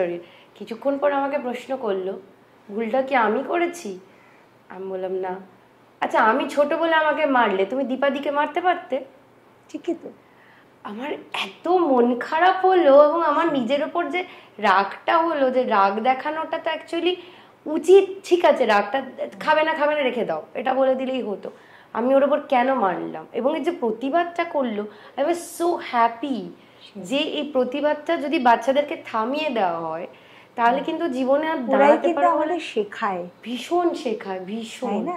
আমি তো বলি আমার ছেলে আমার লাইফের গুরু, এবং আমার ছেলে আমার জীবনটা হয়তো আমি মনে করি যে ঈশ্বর নির্ধারিত, ডেফিনেটলি। নইলে আমার অটিজমের প্রতি এত আকর্ষণ ভালোবাসা এগুলো হবে কেন? কিন্তু যার জন্য আমার অটিজমটা অ্যাকসেপ্ট করতে কোনো অসুবিধা আমার হয়নি, যেটা অনেকের হয়। কিন্তু তারপরে যে জীবনধারাটা, যে একটা সময় ও কথা বলছে না, আমি একদিন খুব কাঁদছিলাম, আমার মনে আছে আমার বাবাকে আমি বলছিলাম যে আমার ছেলে, আমি দিনের শেষে আসি আমার সাথে কথা বলে না, আমার খুব কষ্ট হয়। কিন্তু আমার ছেলে যেটুকু কথা বলতে পেরেছে বা এখন বলছে, কত মা তো মা ডাকটাই শুনতে পায় না, তার সন্তান বলতে পারে না, নন ভার্বাল অটিস্টিক, সে হয়তো লিখে বোঝাতে পারছে বা হয়তো সেটাও করতে পারছে না। আমরা নিজেরা অ্যাজ সিঙ্গেল মাদার্স অলসো আমরা প্রতিষ্ঠিত অ্যাজ ওয়ার্কিং উমেন, আমরা কাজ করছি, আমরা চাই যে তারা আমাদের সাথে থাকুক, ভালোবাসি, সঙ্গে থাকুক। হয়তো কথাটা আজকে অটিস্টিক সন্তানের থেকে চলে গিয়ে সিঙ্গেল মাদার বা আমাদের সিঙ্গেল মাদারহুড নিয়ে কথা হচ্ছে, কিন্তু আমি মনে করি কোথায় আমাদের কাছে মানে সেই ধন আছে যেটা আর তার মানে যে ছেড়ে গেছে তার কাছে নেই, সেই কিন্তু অ্যাকচুয়ালি অত্যন্ত মানে অভাগা, আমি বলবো। একদম নেই তার কাছে কিছু। আমার কাছে অনেক কথা আসে যে মারা যদি মুড অফ থাকে প্রেগনেন্সির সময়, পড়ে যায় বা ড্রিঙ্ক করে, স্মোক করে, তাহলে নাকি এরকম কিছু হয়ে থাকে। এটা দেখো, একটা যেটা মনে রাখতে হবে সেটা হচ্ছে মায়েরা যদি প্রেগনেন্সির সময় মুড অফ থাকে বা ডিপ্রেস থাকে, ডেফিনেটলি আমাদের হরমোনাল লেভেল যেগুলো কর্টিসল বা এগুলো বাড়ে, সেটার এফেক্ট যতটা আমার শরীরে পড়ছে ততটা আমার সন্তানের ওপর পড়তে পারে ডেফিনেটলি, বিকজ ফিটোপ্ল্যাসেন্টাল সার্কুলেশন হয়তো বাচ্চার মায়ের থেকেই রক্ত, অক্সিজেন সমস্ত কিছু পাচ্ছে। বড়, আমি তোমার প্রশ্নটার উত্তরে আসছি, বড় করাতেও না আমাদের ওই সোশ্যাল প্রেশারটা এসে যায়। দেখো আমরা ফেয়ারি টেলস পড়ি, ফেয়ারি টেলসে princess gets a prince and then they lived happily ever after. সিনেমাগুলো দেখি, মানে আমাদের সময়, এখন তো অনেক প্যারালাল মুভিজ অনেক এগিয়েছে, কিন্তু আমাদের সময় সিনেমাগুলো এই ধরনের ডিসকাশনও হতো না। তো সবসময় মনে নিজেদের মাকে দেখছি, তো মনে হতো a man can make a women's life complete, এইটা একটা সবসময় মনে থাকতো। তাই আমি এটাই বোঝানো হতো, এবং এখনো যে বোঝানো হয় না তা না, মেয়েরা অনেক ইন্ডিপেন্ডেন্ট হয়েছে, কিন্তু কোথায় না কোথায় it's a very natural call. পুতুল খেলার সাথে সাথে সে তার নিজের একটা সংসার সাজানোর স্বপ্ন দেখে, তাই সংসারটাকে সে যেভাবেই হোক ধরে রাখতে চায়। হ্যাঁ, কিছু এক্সেপশনস তো থাকবেই, সেটা সব জায়গায় রয়েছে। তারপরে তার মনটা যদি ওই প্রেগনেন্সির সময় খারাপ হয় বা তাকে সাবজেক্টেড টু মেন্টাল টর্চার হয়, সেটা এফেক্ট করতে পারে, কিন্তু তার কারণে অটিজম বা ইন্টেলেকচুয়াল ডিসেবিলিটি হবে কি না তার কোনো মানে তার পক্ষে কিন্তু প্রমাণ সেরকম নেই। স্পেশালি ধরো অটিজম ছাড়া অন্যান্য ডেভেলপমেন্টাল ডিসেবিলিটিসের তো জেনেটিক রিজনস আর বিভিন্ন রিজনস আছে, যেটা প্রেগনেন্ট অবস্থাতেও শনাক্তকরণ করা যায়। নাম্বার টু হচ্ছে যদি সে পড়ে যায়। হ্যাঁ, পড়ে গেলে যদি তার একটা কোনো এমন কিছু সমস্যা হয় যে ইনজুরিটা এতটা হলো, ব্লিড করলো বা কিছু, তাহলে তার harm to the foetus definitely হতে পারে। আর কি হতে পারে, তার লেবারের সময় কোনো সমস্যা হলো, সেই যেমন আমার 16 ঘন্টা অবস্ট্রাক্টেড লেবার ছিল, তখন আমি ওদেশে। আর বিদেশে এটাও একটা জিনিস আমরা জানি না, আমাদের এখানে যেমন সি সেকশন করে দেওয়া হয়, ওদের ওয়েট করা হয় নর্মাল লেবারের জন্য, ওয়েট করিয়ে করিয়ে তো আমার তো পরে ফরসেপস ডেলিভারি করতে হয়েছিল। তো আমার বাচ্চা সেরেব্রাল হাইপক্সিয়া ছিল জন্মের সময়, তবে সেটা অটিজমের কারণ কিনা সেটাও জানা নেই। এইবার আসছি অ্যালকোহল বা স্মোকিংয়ের ক্ষেত্রে। অ্যালকোহলটা ডেফিনেটলি প্রেগনেন্সির সময় করা উচিত নয়, বা অ্যালকোহলের এফেক্ট বা স্মোকিংয়ের এফেক্ট তো আরও বেশি করে, যতটা না পুরুষদের উপর, মহিলাদের উপর ইন চাইল্ড বিয়ারিং এজ অনেক বেশি। এটা পরীক্ষিত এবং মানে প্রুভড, হ্যাঁ, এটা এভিডেন্স বেসড। এবং আরেকটা ফিটাল অ্যালকোহল সিনড্রোম বলে একটা হয়, বাচ্চার মস্তিষ্ক ভীষণভাবে অ্যাফেক্টেড হয় মা যদি প্রেগনেন্ট অবস্থায় অ্যালকোহল নেয়। ওই সময় দেখো ওষুধেরও অনেক নিয়মকানুন থাকে যে মা সব ওষুধ নিতে পারবে না, ব্রেস্ট ফিডিং মাদারও কিন্তু সব ওষুধ নিতে পারে না, সেটা তার সন্তানের কল্যাণার্থে। এবং আমার মনে হয় এটা বেশিরভাগ মাই ফলো করেন। হ্যাঁ, ইচ্ছেও করে না না, তখন মানে সবকিছু মানে একটা প্রাণের সাথে জড়িয়ে গেছে। তো থ্যাংক ইউ, চাটা বার করতে ভুলে গেছি, কালারটা এত সুন্দর। হ্যাঁ, তো সেইটা একটা, কিন্তু হ্যাঁ এই প্রোটেকশনগুলো ডেফিনেটলি নেওয়া উচিত মায়েদের। কিন্তু তার মানে যে সেই কারণেই হচ্ছে, যেমন ধরো এই অটিজম যখন 1940s ইউএসএতে যখন অটিজম নিয়ে এত শোরগোল পড়ছে, প্রথম অটিজমের হ্যান্স অ্যাসপারজার, ওনার একটা স্টাডি ছিল অন অ্যাসপারজার সিনড্রোম, আর লিও ক্যানার, তাদের পেপারগুলো কিন্তু এখনও অ্যাভেলেবল অন ইন্টারনেট, অসাধারণ সব কেস স্টাডিজ। তখন একটা থিওরি বেরিয়েছিল জানো তো, যে বলা হচ্ছিল যে যে অটিজম যখন হয়, তো সেই অটিজমটায় নাকি রেফ্রিজারেটর মাদার্স আর রেসপন্সিবল। মানে ভাবো ইউএসের মতন দেশে বলেছিল রেফ্রিজারেটর মাদার্স, মানে তারা কিরকম, অর্থাৎ যে মা বাচ্চার সাথে বেশি কথা বলে না, নিজেকে অ্যালুফ রাখে, পরদোষী মাদের আর কি, মানে ওই দেশেও দোষ দিয়েছে। তো সুতরাং এটা ইউনিভার্সাল যে মায়েদেরকে ব্লেম করা। কিন্তু তারপরে with time it was proved. তারপরে একটা থিওরি এলো ভ্যাকসিন থিওরি, যে ভ্যাকসিনে, মিজলস ভ্যাকসিনে একটা থায়োমার্সাল বলে একটা প্রিজারভেটিভ থাকে, তাই জন্য অধিকাংশ লোক সেই সময় মার্কিন যুক্তরাষ্ট্রে বাচ্চাকে ভ্যাকসিনেট করলো না।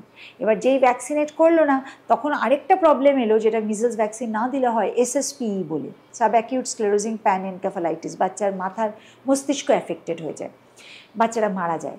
তখন SSPEর সংখ্যা প্রচুর বেড়ে গেল। তো তারপরে সেটাও ভ্যাকসিন থিওরি অবসোলেট হলো। তারপরে এলো এনভায়রনমেন্টাল টক্সিনস, এনভায়রনমেন্টাল টক্সিনসের থিওরিও অনেকটা অবসোলেট।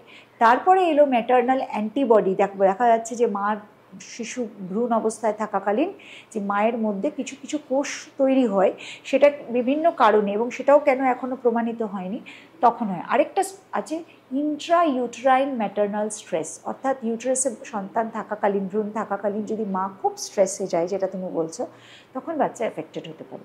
এবার এটা আরও বেশি কেন বলা হয় জানো তো, অটিজম ব্যাপারটা বোঝাটা খুব কঠিন।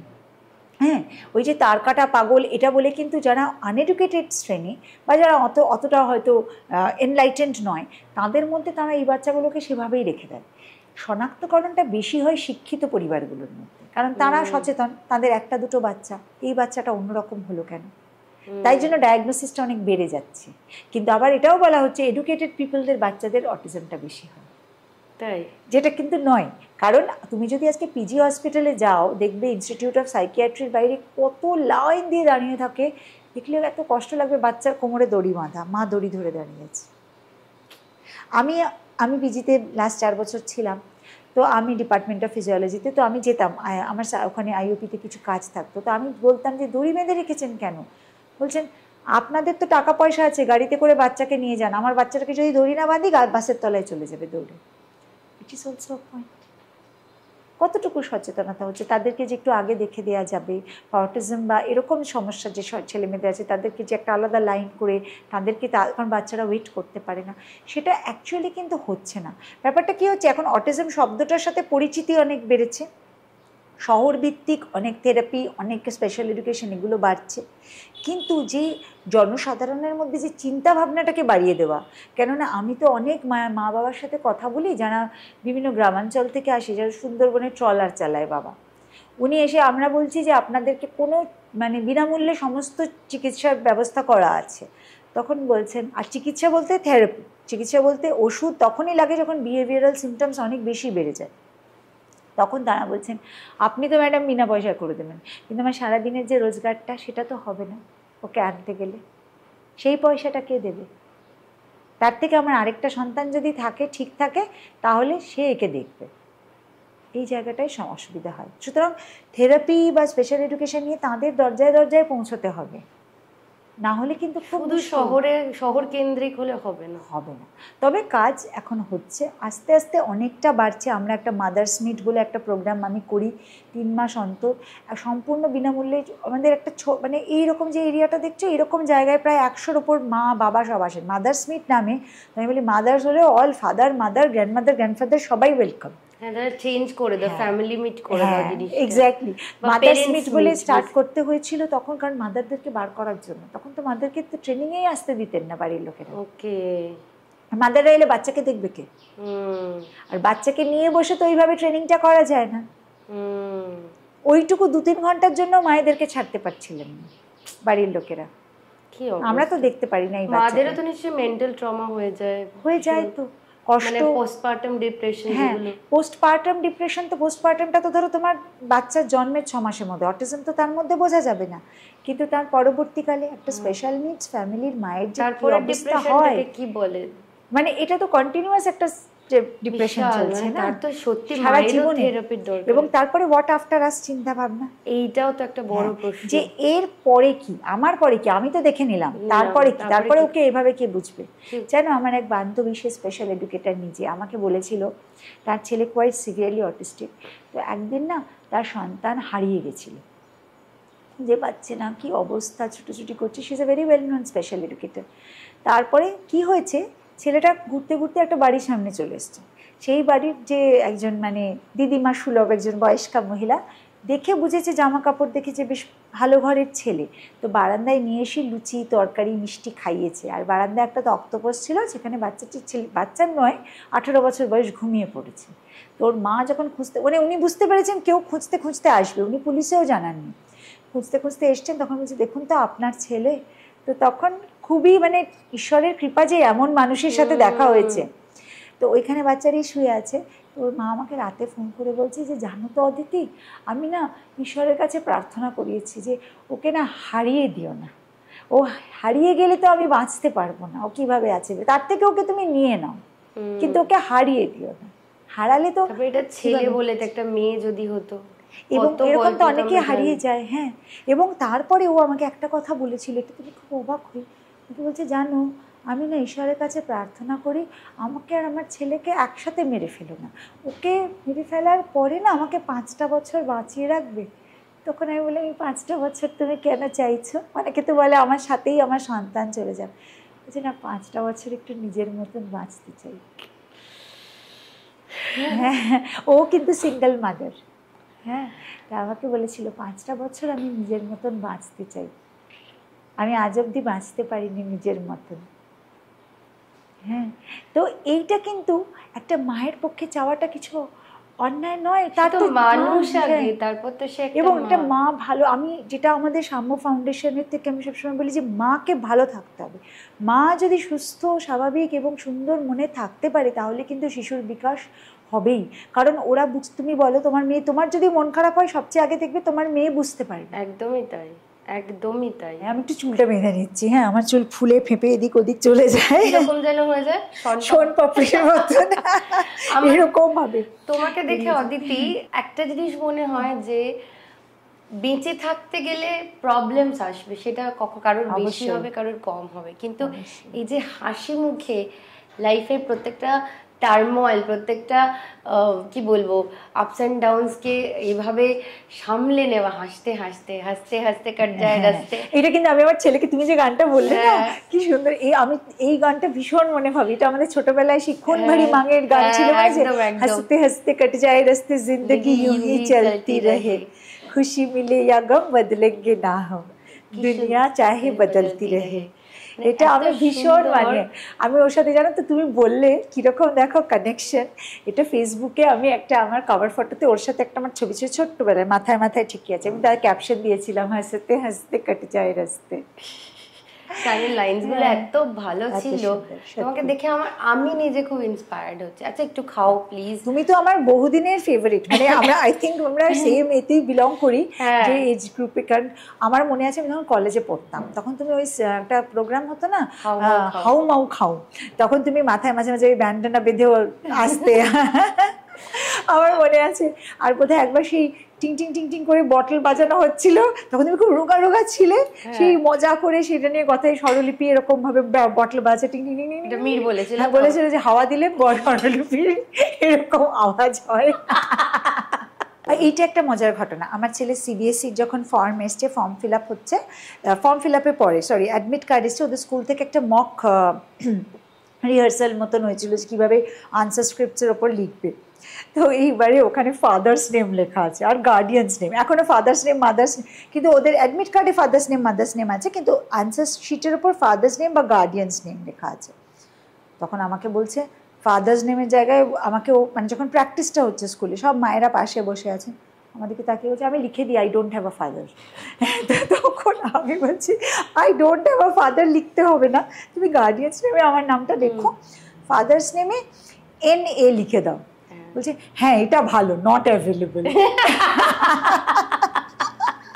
ও নট অ্যাপ্লিকেবলটাকে ওর মতন করে বানিয়ে দিয়েছে, ভাই এটা ভালো, নট অ্যাভেলেবল। আমি আমার ছেলের কাহিনীগুলো, যেহেতু ওর চিন্তাভাবনাটা আবার অন্যরকমভাবে রিফ্লেক্টেড হয়, অটিজম ডায়েরিজ বলে একটা লিখি, এই ফেসবুকেই লিখি।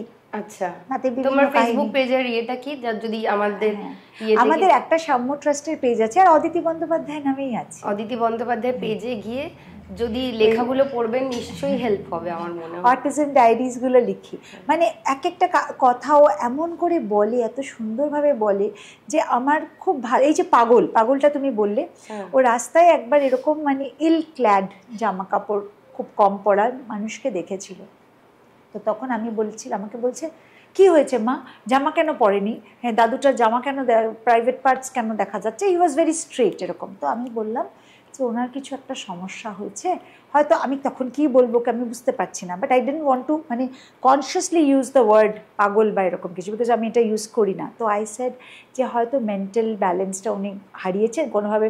মা সেটা কি একটা ডিসেবিলিটি?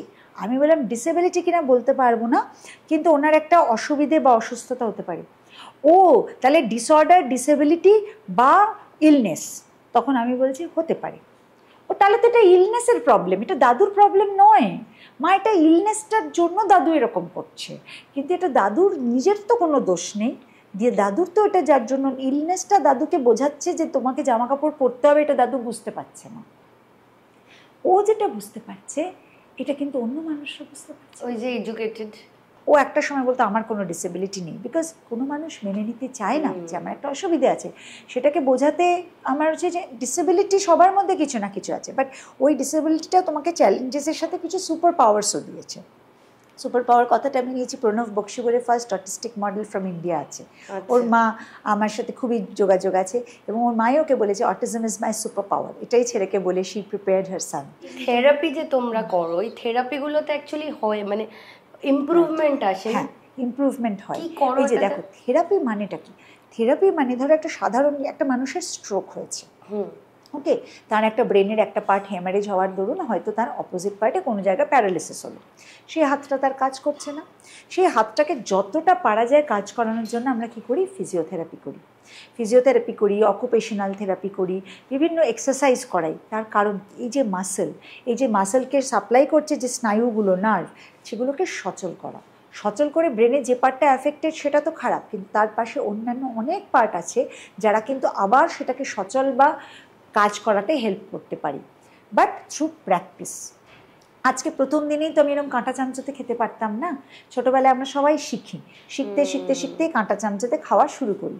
এবার এমন একটা দিন হতে পারে আমার একটা প্যারালিসিস হলো ডান দিকে, আমি আর পারলাম না, তখন কিন্তু বারবারই বাঁ হাতে খাওয়াতে আমি খুব অভ্যস্ত না, কিন্তু যদি রেগুলার প্র্যাকটিস করতে থাকি বাঁ হাতেও ইউজড হবে এবং ডান হাতটাকেও যদি আস্তে আস্তে কাজ করাই, হয়তো এইভাবে নিতে পারবো না, কিন্তু কোনোভাবে এইভাবে নিয়ে আমি সেটাকে চেষ্টা করে মুখে তুলতে পারবো। That is therapy. So repeated practice, আমাদের ব্রেন যদি রিপিটেড ইউজ অ্যান্ড ডিসইউজ দিয়ে যায়, যেটা আমাদের দরকার নেই ডিসইউজ, যেটা ইউজ করার সেটা ইউজ, এবং থেরাপি হচ্ছে রিপিটেড প্র্যাকটিসের মাধ্যমে একটা জিনিসকে পাওয়া। অর্থাৎ চিকিৎসা ওষুধ যেটা করছে, ওষুধে তো আর মানুষের নিজের এফার্টটা থাকে না, থেরাপি হচ্ছে নিজের effort plus stimulus from external world. এই স্টিমুলাস দিতে দিতে এবার থেরাপি অটিজমের ক্ষেত্রে যেটা লাগে, যেটা হচ্ছে যারা কথা বলছে না, স্পিচ থেরাপি, ডিফারেন্ট এক্সারসাইজেস আছে। যেমন একটা সাধারণ কথা বলছি, আমার ছেলের যখন স্পিচ থেরাপি ইউএসএতে শুরু হয়েছে, স্পিচ থেরাপিস্ট আমাকে একটা কথা বলেছিলেন, psychologically also motivate the child that words are magic, words have power. এবার ও তখন কোনো কথাই বলছিল না। আমি যেমন হয়তো ডাব্লিউ ওয়াটার বলতে পারছে না, আমি একটু গ্লাসটাকে আর একটু পাশে রেখে দিতাম, ওয়াটার ওয়াটার, এইটুকু বললো। আমি কিন্তু তারপরে আর ওকে স্ট্রেন করতাম না, কিন্তু ওই ওয়াটার অবধি আমি ওয়েট করতাম। ও তুমি ওয়াটার চাইছো, এই না ওয়াটার। বা ফাঁকা রাস্তায় চলে যেতাম, ওখানে তো রাস্তাঘাট এখানকার চেয়ে অনেক ফাঁকা, ফাঁকা রাস্তায় গিয়ে ও জানতো red means stop, green means go. Red সিগনালে স্টপ করে আমি ভয়ে ভয়ে দাঁড়িয়ে থাকতাম যে পুলিশ না ধরে। গ্রিন হওয়ার পরে বলতাম গ্রিন মিন্স ও গো বললে আমি গাড়িটা স্টার্ট করবো। এবার ও কিছুক্ষণ এদিক ওদিক করে পিছনে কার সিটে বসে বলতো এরকম একটা আওয়াজ করতো, আমি সঙ্গে সঙ্গে বলতাম ইয়েস গো, লেটস গো। এই যে এটা ওয়েট করাটা, ওকে মানে বোঝানো যে words have power, so rewarding him with something immediately and that too with that effort. এবার সব বাচ্চাকে ওইটা ওয়া বা গোটাও বলতে পারবি না, দেন অ্যাটলিস্ট যে মানুষটার পা নেই সে কি হাঁটতে পারবে, তাকে তো আমাকে প্রস্থেটিক লিম দিতে হবে বা ক্রাচ দিতে হবে বা হুইল চেয়ার দিতে হবে, সাপোর্ট দিতে হবে। হ্যাঁ, এবার এই সাপোর্টটা থেরাপি যতটা দিচ্ছে, কেন আমি এটা মেনশন করছি, অনেকে হয়তো ভাববেন যে ও তাহলে বাচ্চাকে ফ্রাস্ট্রেট করিয়ে করিয়ে করিয়ে করিয়ে করতে হবে। নো, আফটার আ টাইম যে বাচ্চাটা পারছে, তারপর যখন ও পারছে না তখন কিন্তু ওকে সাপোর্টটা দিতে হবে। হয়তো অনেক ট্যাবে থ্রু দিয়ে কমিউনিকেশান হয়, জেস্চারাল কমিউনিকেশন হয়, সাইন ল্যাঙ্গুয়েজ হয়। এই গেল স্পিচ থেরাপি। অকুপেশনাল থেরাপি কি, বিভিন্ন অকুপেশনকে ইউজ করে যখন থেরাপি করি আমরা, অর্থাৎ কি এই কাঁটা চামচে দিয়ে খাওয়া, শক্ত কাজু বাদাম চিবিয়ে খাওয়া, অথবা এই হয়তো একটা বাচ্চা দেখা যাচ্ছে টেবিলের ওপর উঠে পড়ছে, ভয় নেই তার পড়ে যাওয়া, সে এদিক ওদিক ক্লাইম করে যাচ্ছে, কিন্তু সোজা এইখান থেকে ওইখান থেকে হেঁটে যেতে তার অসুবিধে, সে দুবার ধাক্কা খেলো, পড়ে গেল। অর্থাৎ তাকে রেগুলার একটা প্যাটার্ন অফ মুভমেন্টসের এক্সারসাইজ রেজিম ফলো করে করে করে তার বিভিন্ন অসুবিধাগুলোকে ডিল করে। এই প্রসঙ্গে বলি, ওদের পেন সেন্সেশন কিন্তু ভীষণ এফেক্টেড হয়। দেখা গেছে অটিজমে pain threshold is high. Pain threshold high মানে কি, এই ধর আমার লাগলো, আমার একটু ব্যথা লাগলো, এরকম ওদের কিন্তু বুঝতেই পারে না বেশিরভাগ ক্ষেত্রে। মাথা ঠুকে যাচ্ছে, হয়তো তার একটা অসুবিধার থেকে সে মাথা ঠুকছে। এমন ছেলে মেয়ে আছে আমরা জানি যে তার, আমরা বলি সাবডুরাল হেমাটোমা, আমার কাছে আছে, ক্লট জমে গেছে, হ্যাঁ, মস্তিষ্কের একটা বাইরের আস্তরণের মধ্যে, কিন্তু সে কিন্তু মাথা ঠুকে যাচ্ছে, সে বুঝতে পারেনি। একটি মেয়ে আমার কাছে 7 বছরের আমাদের সেন্টারে আসতো, কাঁচের টেবিলে পা কেটে, মানে কাঁচের টেবিলের মধ্যে ঢুকে গেছিলো লাফাতে গিয়ে, হাঁটুর পেছনটা কেটে পুরো আর্টারি নার্ভ সব এক্সপোজ, ফিনকি দিয়ে রক্ত। কিন্তু সেই সময় দেখা যাচ্ছে সে, তার অ্যাংজাইটি হয় অটিজমে, খুব হাসতে থাকছে, গিগলিং, অনলি লাফিং, কেউ বুঝতে পারছে না ওর কি ব্যথা লাগছে না। এক তো হচ্ছে অত ব্যথা লাগছে না যতটা তোমার আমার লাগতো। নাম্বার 2 হচ্ছে ওর অ্যাংজাইটি হচ্ছে কিন্তু ব্লাড লসটা দেখে। আমরা অ্যাংজাইটিতে কী করি, আমরা শঙ্কিত হয়ে যাই, ভয় ঘাবড়ে যাই, কাঁদি, কিন্তু ওর সেটা হাসিতে বেরোচ্ছে, হি হি হি হি হি করে হেসে যাচ্ছে। এইরকম এই সমস্যাগুলো যে অকুপেশনাল থেরাপিতে কাজ হবে তা না। অকুপেশনাল থেরাপি তাকে বিভিন্ন কাজের মাধ্যমে এক্সপোজ করবে এবং তার বডিটাকে রেগুলেট করতে হেল্প করবে। এরপরে আসছে বিহেভিয়ার মডিফিকেশন। বিহেভিয়ার মডিফিকেশনের বিভিন্ন পদ্ধতি রয়েছে, যেমন একটা টিচ মেথড আছে যেটাকে স্ট্রাকচার টিচিং মেথড বলে, আরেকটা বলে applied behavioural analysis, ABA method. তার বিভিন্ন প্রকারভেদ রয়েছে, সেই দিয়ে কাজ করা যায়। তার সাথে রয়েছে স্পেশাল এডুকেশন, মানে তাকে পড়াশোনা করানোটাও রেগুলার। ধরো তুমি আমরা কীভাবে পড়েছি, A for apple, B for ball, phonics এভাবে পড়েছি, ওদেরকে এভাবে পড়ানো হয় না, they are all sight readers. আমার ছেলেকে কোনোদিনই আমি ওইভাবে ওয়ার্ড শেখাইনি, বরঞ্চ তার বদলে আমি কাপের গায়ে একটা ছোট্ট স্টিকারে কাপ লিখেছি, প্লেটের গায়ে প্লেট লিখেছি, এখানে টেবিল রেখেছি, বারবার বলছি এবার টেবিলে বসবো, ও টেবিলটা দেখে নিল, ও কিন্তু শিখে নিল। আমার ছেলে 2-3 মাসের মধ্যে যখন কথা বলতে শুরু করলো, সমস্ত ওয়ার্ড শিখে নিল। স্ট্রাকচার টিচিংয়ের বিভিন্ন পদ্ধতি রয়েছে, যখন ওদেরকে স্কেডিউল করা হয়, ছবি দিয়ে কমিউনিকেশন শেখানো হয়, এবং বাথরুম করা থেকে শুরু করে, একটা সময় আমার ছেলে 4 বছর বয়স অবধি ডায়াপার ইউজ করেছিল, কিন্তু ও কিন্তু টয়লেট ট্রেন ছিল, কিন্তু ও জানতো do potty he has to wear a diaper. ওর তার কারণ তখন পড়ে দেখলাম যে অটিস্টিক মানুষদের অ্যাংজাইটি এত হয়, even when the sense of evacuation, sorry খেতে বসে এরকম গ্রস কথা বলছি, বাট ওয়েন দে ইভ্যাকুয়েট মানে ডিফিকেট করছে, হয়তো পটি হচ্ছে, ওদের মনে একটা বডি পার্টস বেরিয়ে যাচ্ছে শরীরে, ওই ফিলিংটা নিতে পারে না, ওই ফ্ল্যাশের আওয়াজটায় ভয় পায়। এমনও হয়েছে পুতুল দিয়ে মডেল করে করে বিহেভিয়ারাল স্ট্র্যাটেজি ইউজ করেছি। ওর একটা ছোট ভাই ছিল, সে ছোট ভাইটা এখন বড় হয় না বলেও আমাকে বলেছে তুমি একটা নন লিভিং ছোট ভাই দিয়েছো আমাকে। হ্যাঁ, কিন্তু সেই নন লিভিং ছোট ভাইকে আমি এখন আমার ছোট ছেলেই মনে করি। তাকে নিয়ে বিভিন্ন ট্রেনিং করাতে যাই এবং ওকে বসিয়ে চান করানো, চানের জল মাথায় নিতে পারতো না একটা সময়, ভীষণ অসুবিধে হতো ওর, এখন রেগুলারলি সুইমিং করে। তো সেই ছোটো ভাইকে চান করানো, ছোটো ভাইকে পটিতে বসিয়ে ছোট ছোট কাগজ, খবরের কাগজের গুলি পাকিয়ে দেখিয়েছি ছোটো ভাই পটি করছে, দেখো কোনো প্রবলেম হলো না, এবার তুমি বসতে পারো। হ্যাঁ, and that was at the age of 4.5, মানে যথেষ্ট বড় হয়ে গেছে। কত ধৈর্য, আমি ভাবছি যে আমাকে তো কিছু করতে হয় দেখো, মানে হ্যাঁ, এইগুলো আমাদেরকে সমস্ত ভেবে ভেবে, মানে এই যে একটা চ্যালেঞ্জ, লোকে ভাবে তোমার ব্রেনটা কতটা ডেভেলপ হয়েছে আমি শুধু তাই ভাবছি। না, এটা কিন্তু সত্যি হয়েছে। বা ধরো এই যে সাধারণ কাজ, আমি মায়েদেরকে বলি যারা গ্রামের থেকে আসেন, আমি বলি যে আপনি ঝুড়িতে সবজি সাজাতে বাচ্চাকে দিন, এই একটা শশার সবজি, একটা শশা ফেলে দিন, একটা কুমড়ো, একটা কলা, একটা আপেল, এবার পাশে ভর্তি করে ঝুড়িতে সেগুলো রেখে দিন। শশার ঝুড়িতে শশা রাখো, কলার ঝুড়িতে কলা রাখো, আপেলের ঝুড়িতে আপেল রাখো, দিস ইজ সর্টিং। কিন্তু এই সর্টিং বিহেভিয়ারটা ভবিষ্যতে কিন্তু তাকে একটা অর্গানাইজড কাজ করতে হেল্প করবে। কিন্তু অসুবিধে হচ্ছে রেগুলার ছেলেমেয়ের মতন তো তাকে ধরে বেঁধে বা বসে করে নাও কাজটা বললে করবে না, তাকে সেটা বুঝিয়ে বুঝিয়ে করাতে হবে। You can apply your intuition, যে এইবার আমি ওকে কী করে শব্দগুলোও শিখিয়ে নেবো তার সাথে। এখানে একটা কিউকাম্বার লিখে একটা কাগজ ফেলে রাখলাম, ওকে তো পটপট করে ভিজুয়ালি লার্ন করতে শুরু করে দিল। So these are different strategies, these are the three piece মানে যে একেবারে তাকে থেরাপিউটিক্যালি কিছু বিভিন্ন কল কবজা দিয়ে কাজ করানো হচ্ছে তা নয়।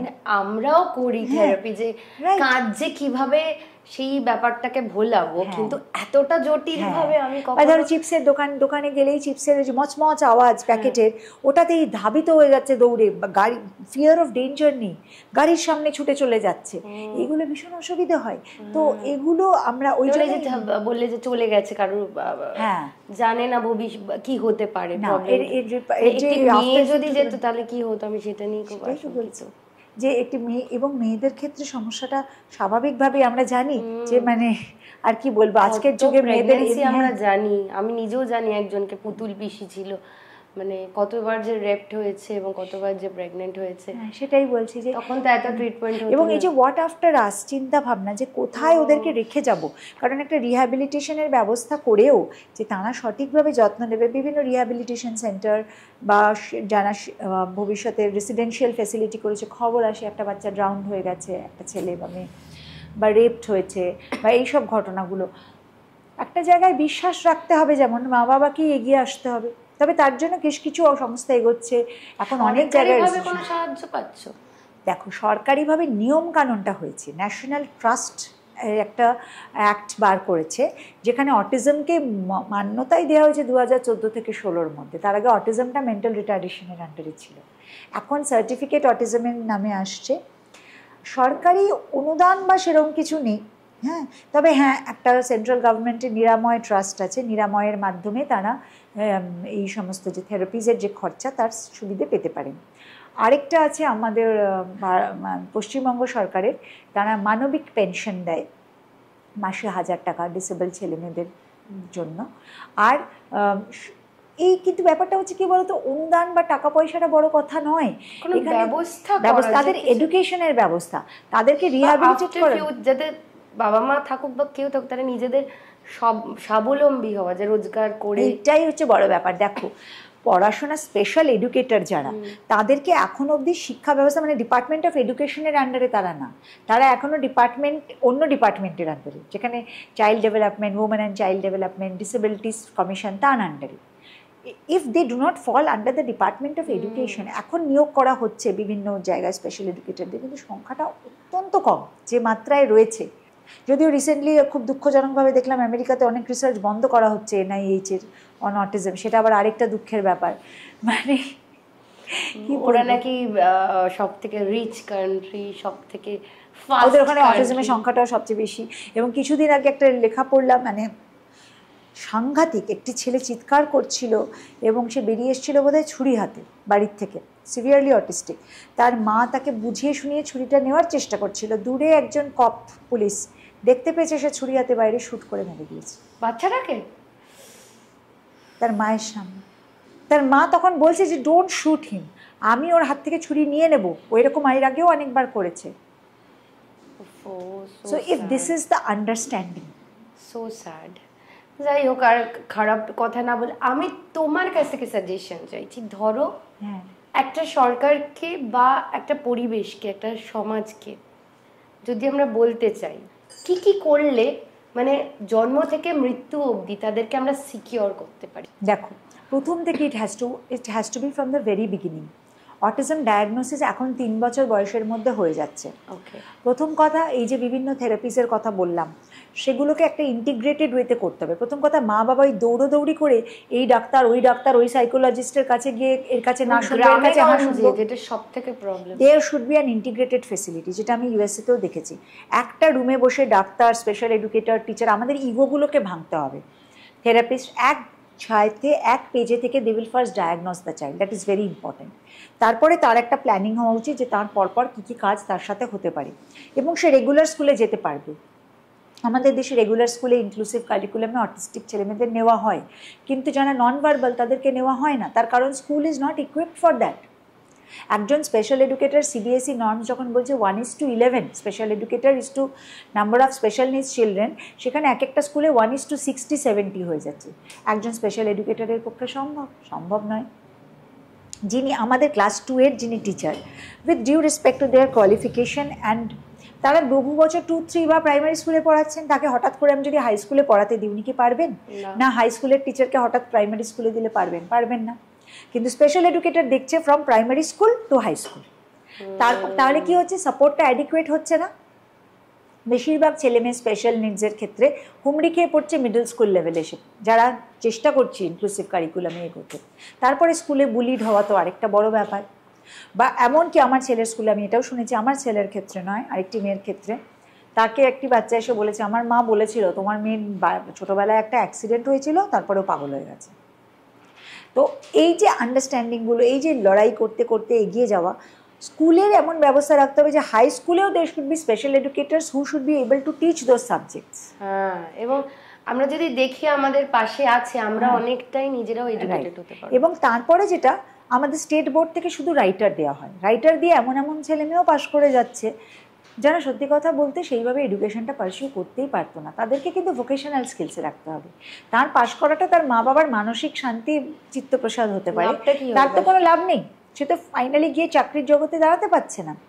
আবার যে পারবে কিছুটা, তাকে সেই ততটা সাপোর্ট দিতে হবে। তার জন্য আমরা এই সাম্য ফাউন্ডেশনের পক্ষ থেকে আমার অত্যন্ত বলবো, কি বলতো, এটা আমার পরম ভাগ্য যে বেলুড় মঠ শিল্প মন্দির থেকে মহারাজরা এগিয়ে এসে আমাদের একটি computer training and livelihood centre করেছেন, যেখানে আমাদের কম্পিউটার ট্রেনিং অ্যান্ড লাইভলিহুডে আমরা চেষ্টা করছি ছেলেমেয়েদেরকে ইনক্লুড করতে, কিন্তু তার প্রপার প্রিপারেশন নিয়ে তাদেরকে 2 বছর ধরে আমরা প্রিপেয়ার করেছি।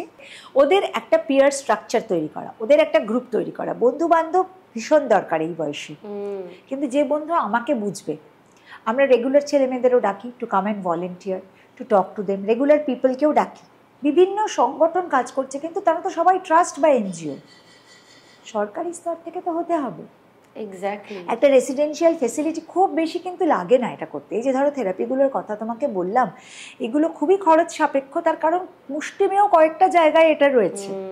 কিন্তু এই যে আমাদের মাদার্স মিট বা পেরেন্টস মিট আমরা এখন নাম দিই, করার উদ্দেশ্যটা কি, যে আগে নিজে পেরেন্টকে শিখতে হবে, অভিভাবকরা বাড়ির সবাই মিলে যদি বুদ্ধি কাটিয়ে কাটিয়ে কি পড়াবে আর কি পড়াবে। আমার মা বাবা কিন্তু ট্রেনিং নিয়েছেন আমার ছেলের জন্য।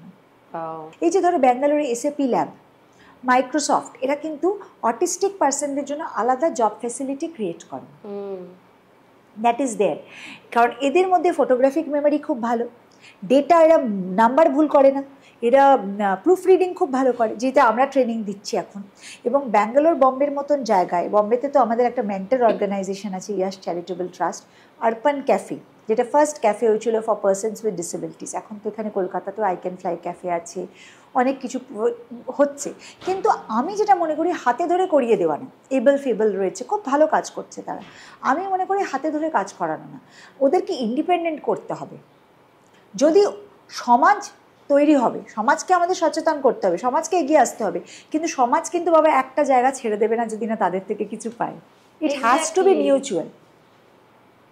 ওরা যদি প্রিপেয়ার্ড হয় এবং তারপরে একটা রেসিডেন্সিয়াল ফেসিলিটি রান করে বাই পেরেন্টস অ্যান্ড গভর্নমেন্ট হলে তো কথাই নেই, তাতে ওরাই এমপ্লয়েড হলো। কথা নেই কেন, গভর্নমেন্টকে চাই আমরা, সেই কারণেই তো আমরা ভোটটা দিই, যাতে আমরা সবাই এবার সেইটা ফেসিলিটিটা পাই। ওটা প্লেস এখন অবধি ওই বলছি পলিসি আকারেই সব রয়ে গেছে। দেখো একটা ডিসেবিলিটিকে, আমি কাউকে ছোট করে বলছি না, প্রত্যেকের চেষ্টা নিশ্চয়ই রয়েছে, কিন্তু ডিসেবিলিটিকে দিব্যাঙ্গন বলে দিলাম আর তারপরে নাম দিয়ে দিলাম আর কিছু হলো না, তাতে তো কোনো লাভ নেই। একদমই না। খুব মজার ঘটনা, আমার ছেলেকে রবীন্দ্র সরোবরে একটা স্পোর্টস অ্যাসোসিয়েশনে নিয়ে গেছিলাম এবং আমি ওকে, দৌড়তো তখন ভালো, আমি ভাবলাম আমার ছেলে যদি এই অ্যাথলেটিক স্কিলস একটু ডেভেলপ করতে পারি। গেছি তো ভদ্রলোক আমাকে বললেন, প্রথমেই একটা বাচ্চার সাথে মাকে দেখলে বৌদি বলে আমাদের কালচারে, আমাকে বললেন বৌদি কোনো চিন্তা করবেন না। তো আমি বললাম না আমার ছেলের একটু সমস্যা আছে, অটিজম আছে, বলে ওনাকে বোঝাতে গেলাম যে ও ঠিক নিজেকে ব্যক্ত করতে নাও পারে। তখন উনি বললেন, দেখুন বৌদি আমরা এই সমস্যাগুলো বুঝি, জানি না ক্যামেরার সামনে বলা ঠিক কিনা, বললেন আপনার ছেলে সমস্যার থেকে অনেক বেশি বেশি সমস্যা নিয়ে এখানে এসছে, জানেন ছেলেমেয়েরা কানা খোঁড়া ল্যাংড়া, হ্যাঁ বলি উনি এমন এমন ভাষা শুরু করলেন, হ্যাঁ তো বললেন লাস্টে বললেন যে পাগলা, অনেক কথা বলে ফাইনালি বললেন আপনারটা তো শুধু তার কাটা, কোনো অসুবিধে নেই। But honestly Swaralipi, I did not feel bad, it is the intention of the person. তার ভোকাবুলারিতে ফর সামবডি যার ভিজুয়াল ইম্পেয়ারমেন্ট আছে আর কোনো শব্দ নেই, তার ভোকাবুলারিতে somebody who has a physical disability আর কোনো শব্দ নেই, কিন্তু তার অন্তত হৃদয়টুকু আছে ভালোবাসার। সে কিন্তু ভাবছে না যে একটা তার কাটা মানুষ অন্য মানুষদের থেকে আলাদা বলে। এবং প্রতিদিন আমার ছেলেকে উনি আলাদা করে এক্সারসাইজ করানো, খেলানো। তো তখন আমি মাঝে মাঝে ভাবি যে আমাদেরও কেউ না অভিভাবক হিসেবে ভাবতে হবে মানুষটার ইন্টেনশনটা কি। Exactly, we have to step in very slowly. আমরা পরে বলতে পারি যে এটার আরেকটা শব্দও আছে, এটা বললে আমাদের একটু দুঃখ লাগে, হ্যাঁ কষ্ট লাগে, তো এইভাবেও বলতে পারি। কারণ যে বলছে, কারণ আমি কিন্তু দেখেছি, আমি অনেক পথশিশুদের সাথেও কাজ করি মুভমেন্ট থেরাপি নিয়ে, অনেক মার্জিনালাইজড এটাও জানতে চাই যে ডান্স থেরাপি কতটা। হ্যাঁ এটা অ্যাকচুয়ালি ডান্স মুভমেন্ট থেরাপির যে নিয়ে যে আমার যে সাম্য মডেল যেটা তৈরি করেছি কাজ করে, সেটা কিন্তু mostly about awareness and consciousness about space. নিজেকে সমাজের মূল স্রোতের মধ্যে কীভাবে আনতে পারবে তার বিভিন্ন জিনিসগুলোকে অ্যাড্রেস করা হয়। সেটাতে তার মোটর স্কিলস, মানে তার হাত পা সঞ্চালন করার সমস্যাই বলো বা তার নিজেকে ব্যক্ত করার সমস্যা বলো। তো আমরা অনেক সেশন করাই যেখানে রেগুলার ছেলে মেয়েদের সাথেও তাদের ইন্টারাকশন হয়।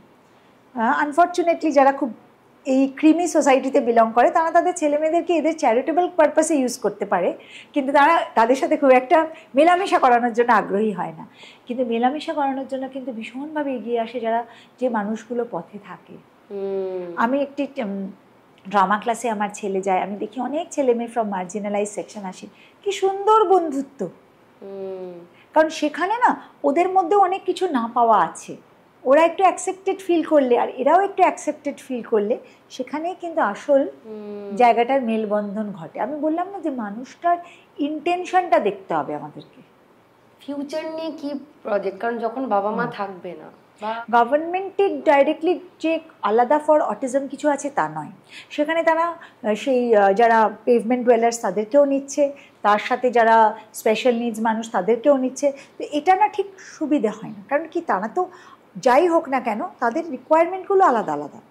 অটিজম স্পেসিফিক রেসিডেন্সিয়াল ফেসিলিটি আমাদের দেশে বেশ কিছু তৈরি হয়েছে। দিল্লিতে আনন্দ ভিলেজ রয়েছে, এখানে আনন্দ আশ্রম গড়ে উঠেছে বর্ধমানের কাছে পানাগড়।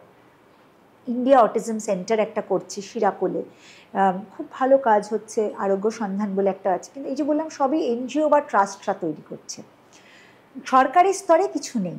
কিন্তু কেন আলাদা দরকার এদের জন্য? কারণ এদের ওই যে বললাম স্কেডিউল, ভিজুয়াল লার্নিং, এইভাবে এদের বিভিন্ন রকম ম্যানেজমেন্টটা দরকার। সবাই যে একই রকমভাবে বুঝতে পারবে বা কাজ করতে পারবে তা নয়। অনেক ফেসিলিটি আমি দেখি যে তৈরি হতে হতে একদম মাঝখানের স্তরে গিয়ে থেকে গেছে, মা বাবার বয়স হয়েছে, হয়তো মা বাবার একজন মারা গেছেন বা নেই কেউ, তখন কিন্তু আবার তাকে সেই একটা সরকারি যে কোনো হোমে পাঠিয়ে দেওয়া হচ্ছে। তাই জন্য আগের থেকে কাজটা শুরু করতে হবে। যেমন আমাদের সংগঠনের পক্ষ থেকে আমি বলতে পারি এই লাইভলিহুড সেন্টারটা ছিল আমাদের স্বপ্ন। তার সাথে আমাদের মুভমেন্ট থেরাপির যে একটা কোর্স এবং প্রোগ্রাম চলছে, প্রায় 250 ছেলেমেয়ে প্রতি সপ্তাহে আসছে, সেটা আছে। লাইভলিহুড সেন্টার আছে। আমি মনে করি এদেরকে যদি আগে আমরা কীভাবে এদেরকে আমরা শুধু যে একাডেমিক ভোকেশনাল ট্রেনিং তা না, আদার ভোকেশনস আছে, আর্ট অ্যান্ড ক্রাফট রয়েছে, স্পাইস মেকিং রয়েছে, বিভিন্ন কাজ যেরকম হয়, বিভিন্ন cafeteria, food business, food and বেভারেজে তাদেরকে ইউজ করা যায়, তাদের পোটেনশিয়ালকে ইউজ করা যায়। এই করে করে যদি আমরা তাদেরকে স্বাবলম্বী করি এবং তারপরে একটা রেসিডেন্সিয়াল ফ্যাসিলিটিটা ইটসেলফ একটা ইকোসিস্টেম হিসেবে গ্রো করাই, যেখানে তারা থাকবে এবং ভবিষ্যতের পেরেন্টরা পুরোটা কিন্তু এরা আনসুপারভাইজড ওয়েতে পারবে না, অসুবিধে রয়েছে।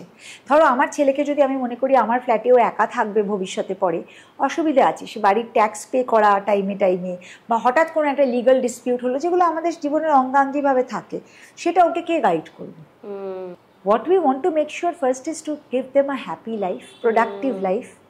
অসুস্থ হলে যেন অন্তত হেলথ কেয়ারটুকু পায় আর দুবেলা ভালো করে খেতে পারে। এর চেয়ে বেশি তো আমরা অ্যাকচুয়ালি সত্যি জীবনের জন্য কিছু চাই না। আরেকটা হচ্ছে আজকাল কিছু অপরচুনিটিস হচ্ছে ইনক্লুসিভ ম্যাট্রিমনি বলে, আচ্ছা, এরকম সাইট আছে। ইনক্লুসিভ ম্যাট্রিমনি সাইটটা, ওটা কিন্তু মানে যোগাযোগ করায় দুজন মানুষ, হয়তো একজনের ফিজিক্যাল ডিসেবিলিটি আছে কিছুটা, আরেকজনের কিছুটা হয়তো মেন্টাল ডিসেবিলিটি আছে, বাট তারা দুজন পারবে একসাথে, তারা দুজন আলাপ হলো, কথা হলো, দুজনে একে অপরের পাশে থাকতে পারবে। তো বন্ধুত্বের খুব দরকার।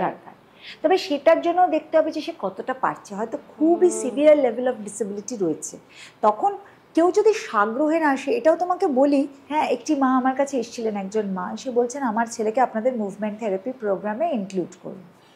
ওকে, তো আমি বললাম ছেলের বয়স কত? বলছে 25।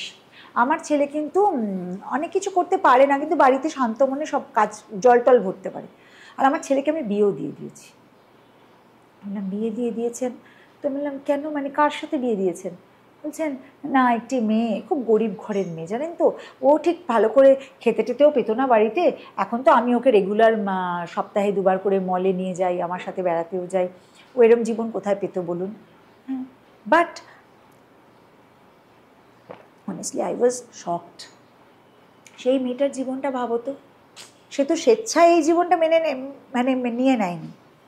একজন ডিসেবল মানুষকে কেউ ভালোবেসে বিবাহ করতেই পারে, কিন্তু তাকে শুধুমাত্র তার মানে অবস্থার পরিস্থিতির শিকার হয়ে তাকে বিয়ে দেওয়া হয়েছে। তো এইটাও মেনে নেওয়া যাবে না। মানে কোথায় একটা ব্যালেন্স রাখতে হবে আমাদেরকে। আমার মনে হয় যে আমাদের সবার এইরকমভাবে সবার সাথে সবার সমস্যা আছে, তাদের হয়তো, আর সত্যি তো এই সমস্যাটার সমাধান আমাদেরই খুঁজতে হবে এবং আমাদেরকে ভালোবেসে সেই জিনিসটাকে সলভ করতে হবে। তুমি তো অনেকদিন ধরে আগুনে ঝাঁপ দিয়ে দিয়েছো, কিন্তু আজকে একটু ঝটপট আমরা র্যাপিড ফায়ারের মতো আগুনে ঝাঁপ দেব। তোমার প্রিয় নৃত্যশিল্পী? বৈজয়ন্তীমালা। হ্যাঁ, কি ভালো লাগে না সত্যি, অনেকদিন পর শুনলাম। হ্যাঁ, বৈজয়ন্তীমালা বালি আমার মনে হয় ক্লাসিক্যাল অ্যান্ড ফিল্ম সব মিলিয়ে মানে ভার্সেটাইল, ভীষণ সুন্দর। কোনো ফিকশনাল মুভি বা ডকুমেন্টারি বা সিরিজ এই যে অটিজম নিয়ে বাস্তব সঙ্গত বলে তোমার সবচেয়ে মনে হয়েছে কোন ছবিটা? এটিপিক্যাল। নেটফ্লিক্সে হয় এটিপিক্যাল, একটা সিরিজ আছে, দ্যাট ফিচার্স একটা ছেলেকে দেখায় তার অটিজম রয়েছে, কিন্তু এত সুন্দরভাবে দেখায় তার চারপাশের পরিবারটাকেও, তো বোঝা যায় যে প্রত্যেকেরই কিছু না কিছু ইস্যু রয়েছে। ওরটা সারফেসে আসে, অন্যদেরটা আসে না, কিন্তু প্রত্যেকে কিন্তু ওর সাহায্যেই তাদের জীবনটাকে ফিক্স করে। So it is very nice, very well researched. Atypical, এইটা কি এ দিয়ে শুরু? এ দিয়ে, এটিপিক্যাল। হ্যাঁ, এটিপিক্যাল পারসন, যেমন যাদের মানে একটু নিউরো ডাইভার্সিটি আছে তাদের এটিপিক্যাল বলে। এটিপিক্যাল আমি বলি মাস্ট সি। ওয়াও। প্রিয় কবি? রবীন্দ্রনাথ ঠাকুর। ইট গোজ উইদাউট সেইং, রবি ঠাকুরের কথা সব ক্ষেত্রে। কত যুগের থেকে এগিয়ে ছিলেন তিনি সেই সময় থেকে। ফিশ এন্ড চিপস নাকি cheesecake? Fish and chips. ছেলেকে নিয়ে কোথায় ঘুরতে যেতে সব থেকে ভালোবাসে? মানে তোমার ছেলে কোথায় ভালোবাসে সব থেকে ঘুরতে যেতে? আমার ছেলে সমুদ্রের ধারে যেতে খুব ভালোবাসে।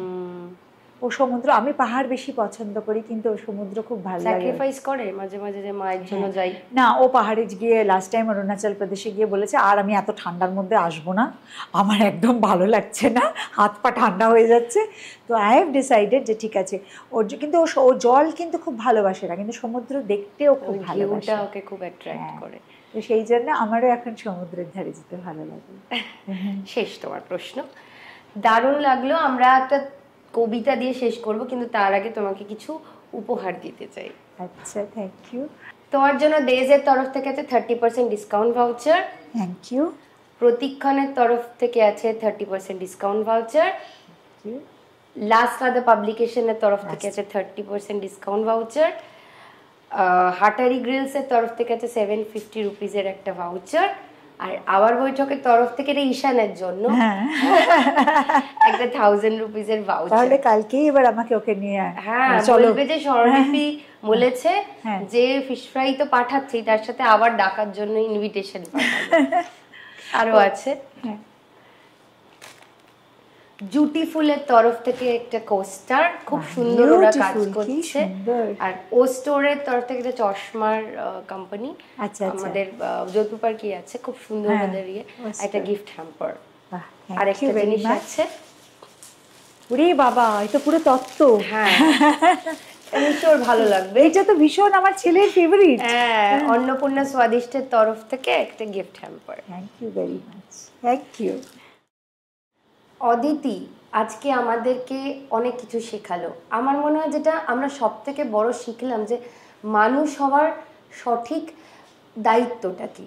মানুষ হলে যে নিজেদেরই দায়িত্ব পালন করব, আমি তো সুস্থ মানুষ, ডিসএবিলিটি নেই, কিন্তু অ্যাকচুয়ালি কি সেই এবিলিটি আছে যে এই ডিসএবিলিটিগুলোকে অ্যাকসেপ্ট করে তাদের সাথে বন্ধুত্ব করার, তাদের সাথে পায়ে পা মিলিয়ে এগিয়ে যাওয়ার।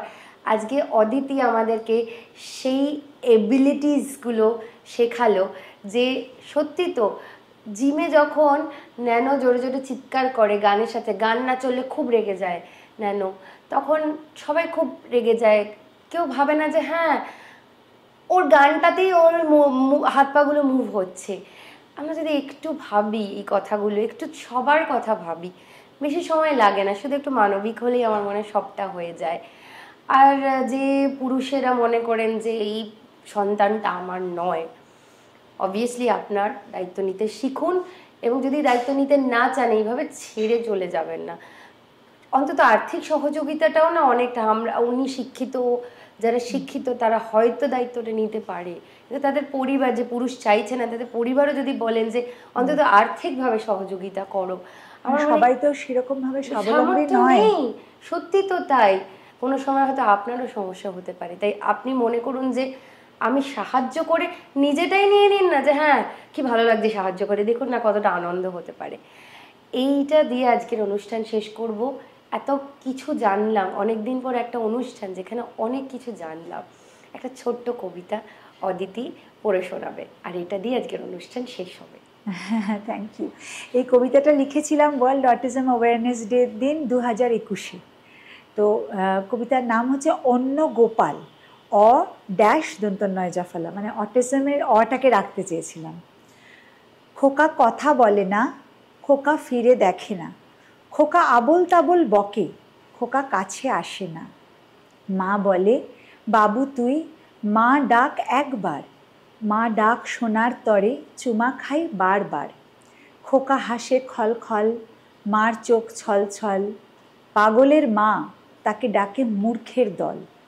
সে মূর্খ চেনা জন, আশপাশ পড়শি, খোকা নাকি ফেলনা কহে দূরদর্শী। খোকা ছিল পেটে যবে, গোপাল মা আঁকত, গোপাল স্বপ্নে এসে মা মা বলে ডাকত।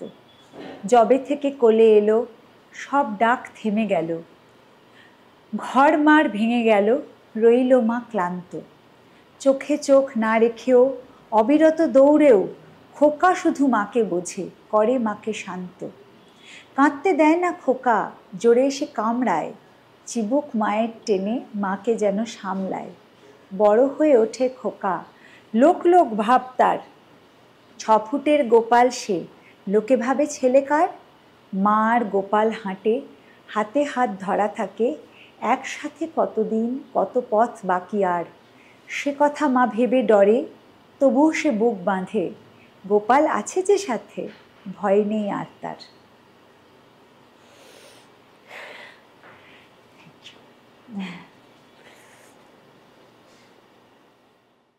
আমাদের এই পর্বের প্রশ্ন হলো, অটিস্টিক শিশুর জন্য রাজ্য সরকারের বরাদ্দ অনুদানের পরিমাণ কত?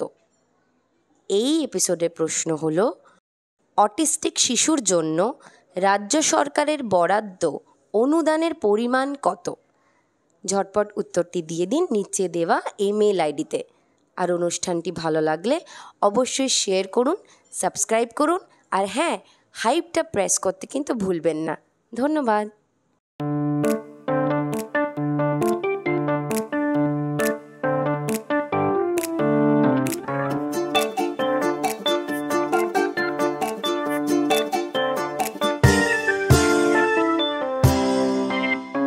দশভুজা নাশে ভুল তো তার হয়, তার জীবন জুড়ে হাজারো পরাজয়, তবুও তার পথে থামার প্রথা নেই, আগলে যায় সরে চলার খেয়ালে, সীমানা ভোলার দুরানা সেই,